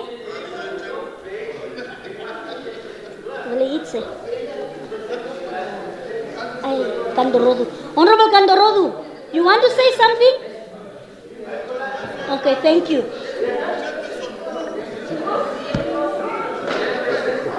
Can you just switch off those lights?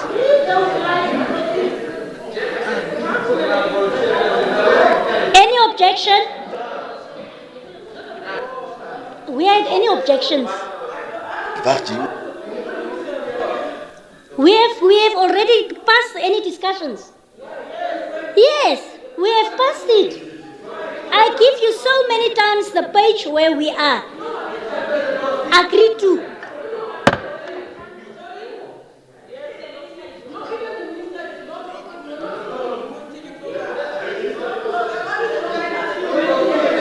I put clause 3.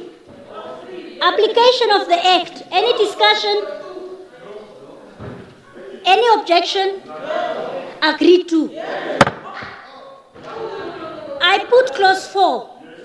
Implementation of policies and measures. Any discussion? Discuss? I'm not Ina to you. Honorable Engari, please. Yeah, we are not Honorable Ina and Honorable Paula and Honorable Willem. Honorable is on the surname. Honorable Engari, please. Yes, I think Deputy Chairperson of the whole House Committee, for us, for some of us who have actually read this bill and genuinely want to contribute, you are being very unfair. How can we just keep through, like even under objects of the Act? We actually, we are at clause 4. No, at clause. We cannot go back to something that has been under agreed the objects of the Act. You under objects of the Act. You couldn't hear me because the colleagues were making noise. Really? Where are you? I'm at objects of the Act. I say. You are the objects of Act. No, you missed. We are at clause 4. No, we wanted. We are at clause 4. We wanted you to are out of order, Honorable. No, we wanted to raise. You are out of order. No, I'm not. We wanted to You raise. are out of order, Honorable. No, because you never asked. You just asked whether there was an objection. No discussion, nothing. But at clause 4. We are at clause 4? No, I'm at clause 4 now. Thank you. Clause 4 on implementation. Oh, I'm contributing to clause 4. Okay, clause 4. Now what's the Contribute. issue? Sure. Yes. Clause 4 says every public authority responsible for health services must determine and coordinate the implementation of its policies and measures in a manner that, 1, ensures the provision of primary, secondary, and tertiary health care at health facilities. I wanted to understand what that means, especially subclause A, where it says ensure. Oh. No. I'm trying. What is the problem? Are you all ministers of health? Ministers is listening. No, it's not Can correct. you continue? No, I must feel protected first. Can you call them to order? I can also be rowdy like that. No, don't do that. Please, don't do that. Subclause B says promote the provision of community-based mental health integrated where possible into existing primary healthcare systems. I wanted to find out the interjunction or integration of 1 and subclause 4A and B. if she can provide that sort of explanation for me, because I don't know, maybe other members already read, already understand, they are know it all, blessed with all wisdom by No, God, that and is maybe not there are needed many here. gods here. That is not Thank you. needed here. The minister will provide the clarity. Honorable Minister. It's okay. Thank you, Honorable Deputy Chair of the Whole House Committee. Thank you, Honorable Member. So I'll attempt to answer the question. I hope I've understood it well. If not, you can clarify. So at clause 4, it says every public authority responsible for, and this is particularly under the implementation of policies and measures by the state. So ultimately, this is in order to be able to govern the fact that all the way from your intermediate hospitals to your district hospitals, all the way down to the clinic. I do believe one of the honorable members asked, how do we integrate this into the communities? Because right now, it is an issue of hospitals. And that is what this particular clause speaks to, is that each of the health facilities, yes, the boards that are appointed by the minister oversee and make sure, however, every single facility must coordinate the implementation of these policies to ensure the provision of primary, secondary, and tertiary care at the health facilities. What does this mean? If you break it down, when you start at primary, this means things like health education. So what is MDD? What is schizophrenia? What is that health education must take place on a primary level, and then you move on. And then B, promote the provision of community-based mental health care integrated where possible into existing primary health care. So primary health care right now, what is that? It's going into the community, it's health education, it's vaccination, it's all health that happens in the community. So this is saying that all levels must make sure that they incorporate that at those basic levels down there so that we can catch some of these things at an early stage. Thank you. Thank you. Understood. Thank you. Any further discussion? Any objection? Agreed to. We're at clause 5. Designation of health facility administered under auspices of state as mental health facilities. Any discussion? Any objection? Agreed to. I put clause 6, provision of mental health care and health facilities. Any discussion? Any objection? Agreed to. I put clause 7, provision of primary, secondary, tertiary, and community-based mental health care. Any discussion? Any objection? Agreed to. I put clause 8, promotion of mental health in relationship with other sectors. Any discussion? Any objection? Agreed to. I put clause 9, respect for personal integrity, human dignity, and privacy of patients. Any discussion? Any objection? Agreed to.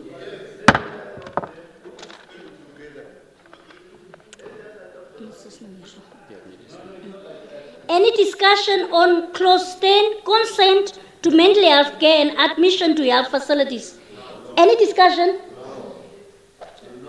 Any objection? Agreed to.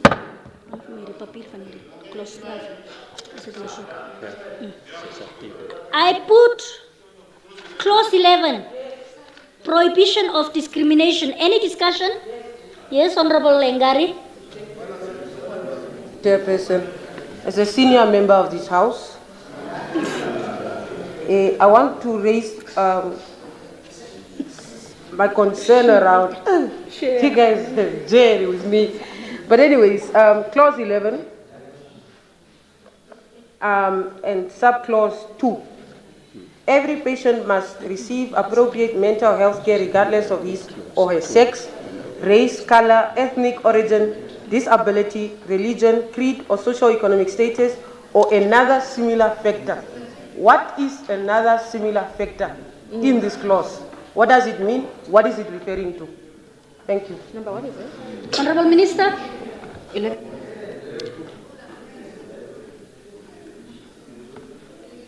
Prohibition of discrimination. How's it, Anito? chair of the whole House committee. Let me just get there quickly.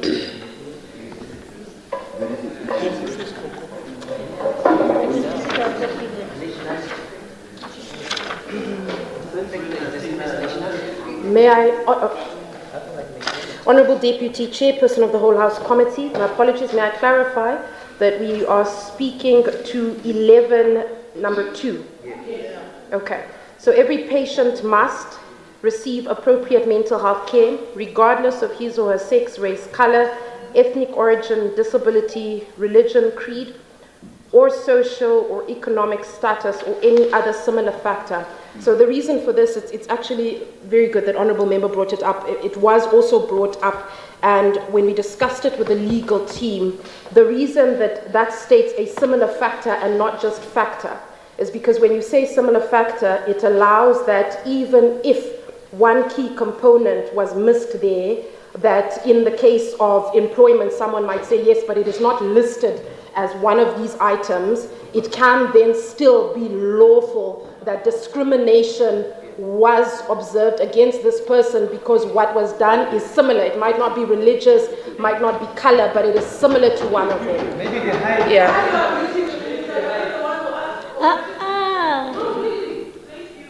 Is understood, Honorable? Honorable Engari? Did you understood? Okay, thank you. Any objection?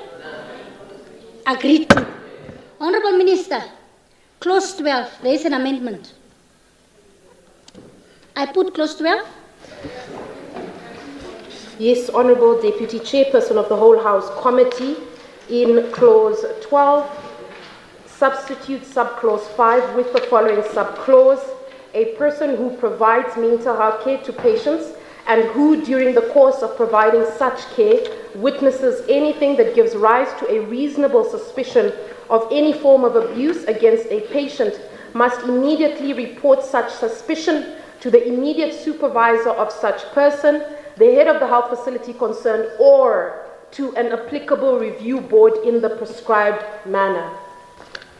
Can you table it, Honorable Minister?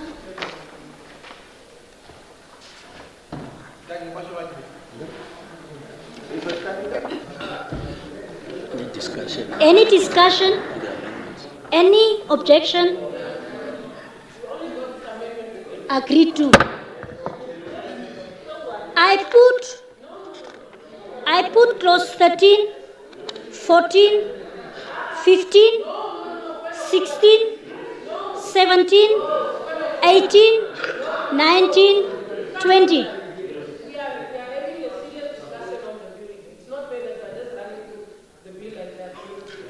Why must you rush through all those clauses? Honorable. No, we are dealing with just say clause what you want to discuss. No, of course. How can I say I want to discuss if you were at 17, now you're already at 20? But at what time do I actually say discussion? No, you are running through the bill. Please give us time and work with us here. We also want to make progress with the bill. We have read the bill. We have contributions to each and every clause of this bill, actually. Clause 13, Honorable Engari. No, I have not even said, what is that, Honorable Popper? I've not even said, no, I'm not. Let's be fair, colleagues. Chairperson, please do not, this is my request, I'm pleading with you, please do not run through and take us with just slowly so that we can also try and help the Minister. Thank you. Clause 13, Honorable Engari. Any discussion? Any objection? Agreed to. I put clause 14, prohibition of sterilization. Yeah. Any discussion? Any objection? Agreed to. I put clause 15, disclosure of information. Any discussion? Clause 15. Thank you very much. The rules are very clear. I'm allowed to speak on. Can you continue with what you have to do? You must also protect me from those bullies. You think I'll be bullied by small boys? Who are small boys? Honorable members. All here are honorable members. Clause 15, disclosure of information. No. That's unparliamentary. No, that what they're doing is unparliamentary and you're not calling them to order. That's No, I will unparliamentary. not I did stand not any hear. bullying in this house. No. No, I will Can not. you continue? I will not. Can I will you not. continue? Yes, I can continue, but you call them to order or I will deal with them, me, myself, and I. City. Clause 15 on disclosure of information. A person or health facility may not disclose any information which a patient is entitled to keep confidential in terms of any law. And despite subsection 1, here is where I actually have a question. Despite subsection 1, information referred to in that subsection may be disclosed by the head of a health facility. If failure to do so may cause a danger to the life or health of a patient or any other person. I wanted to find out, in terms of, say for instance, there are two individuals, one who is probably a family member who has been seen to be suffering from a mental health condition. To what extent can a family member, for example, share those confidential information that you're talking about here? Because here it only talks about, despite subsection 1, where it says that information may be disclosed by the head of a health facility. If failure to do so may cause a danger to the life or health of a patient or any other person. If I'm a family member and there is confidential information that I know, if I do not disclose, may cause harm to that individual, what happens then? Honorable Minister.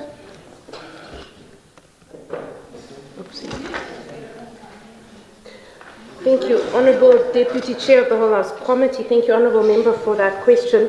So I'll read it from the very top.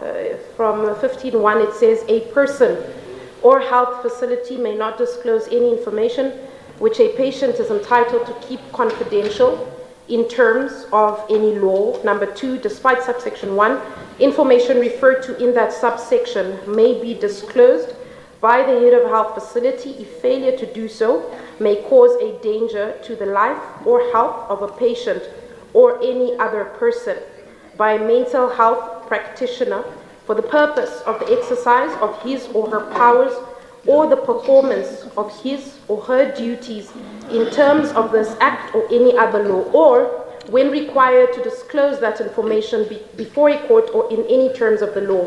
So on that, I wish to highlight that when you look at the bill, one of the other questions that were mentioned is with regards to involuntary admission, when a patient is in a case where they pose a danger to themselves, where the family does have the right to report such a case or to basically have that particular family member admitted. And once that is then done, a patient will then be assessed, a full mental status examination will be done, after which a diagnosis will then be basically decided upon by the health practitioner. And so there is provision in the bill. It's a very good question, Honourable Member. There is provision in the bill to particularly allow for, and one of the reasons of segregation of the two is particularly because of the issue of stigma, because one of the things the bill also addresses is in terms of property of persons. And what we've seen on the ground is sometimes family members disclose for the sake of perpetuating stigma so that property can be taken away. And so it is provision for within the bill in a separate part to allow for family members who feel that the patient is a threat to themselves or others to be involuntarily admitted. Thank you. Thank you very much, Honourable Minister. Honourable Kandorodu. On the disclosure of information, now there is a situation, we know the cause of the suicide, more especially about men, around men, it has to do with a situation where a man was a father and supported this child for about 15 years and then being told that this is not your child anymore. So, and then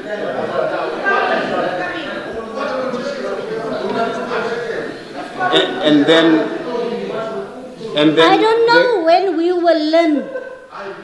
These things are for us to learn also, to assess the others.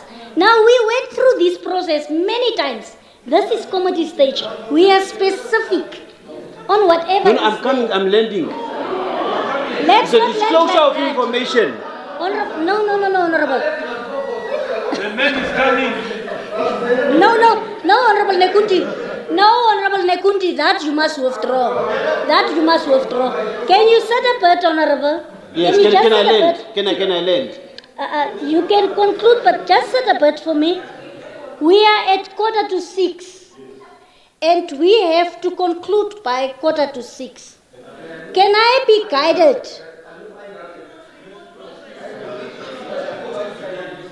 Sorry? No, can I be guided by the House?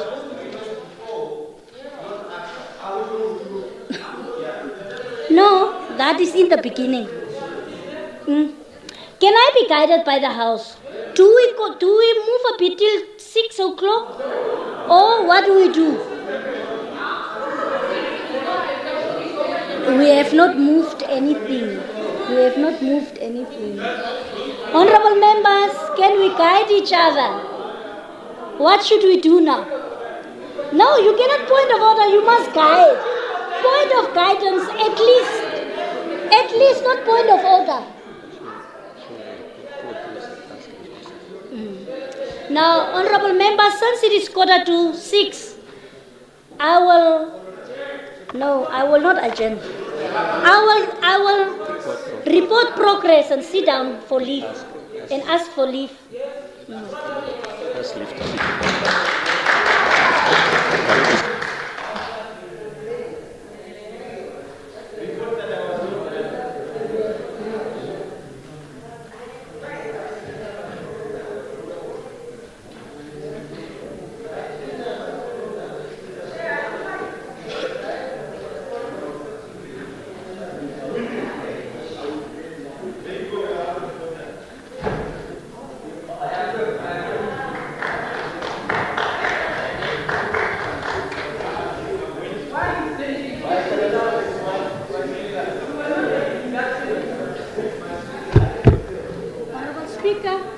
I report progress and ask for you to sit down.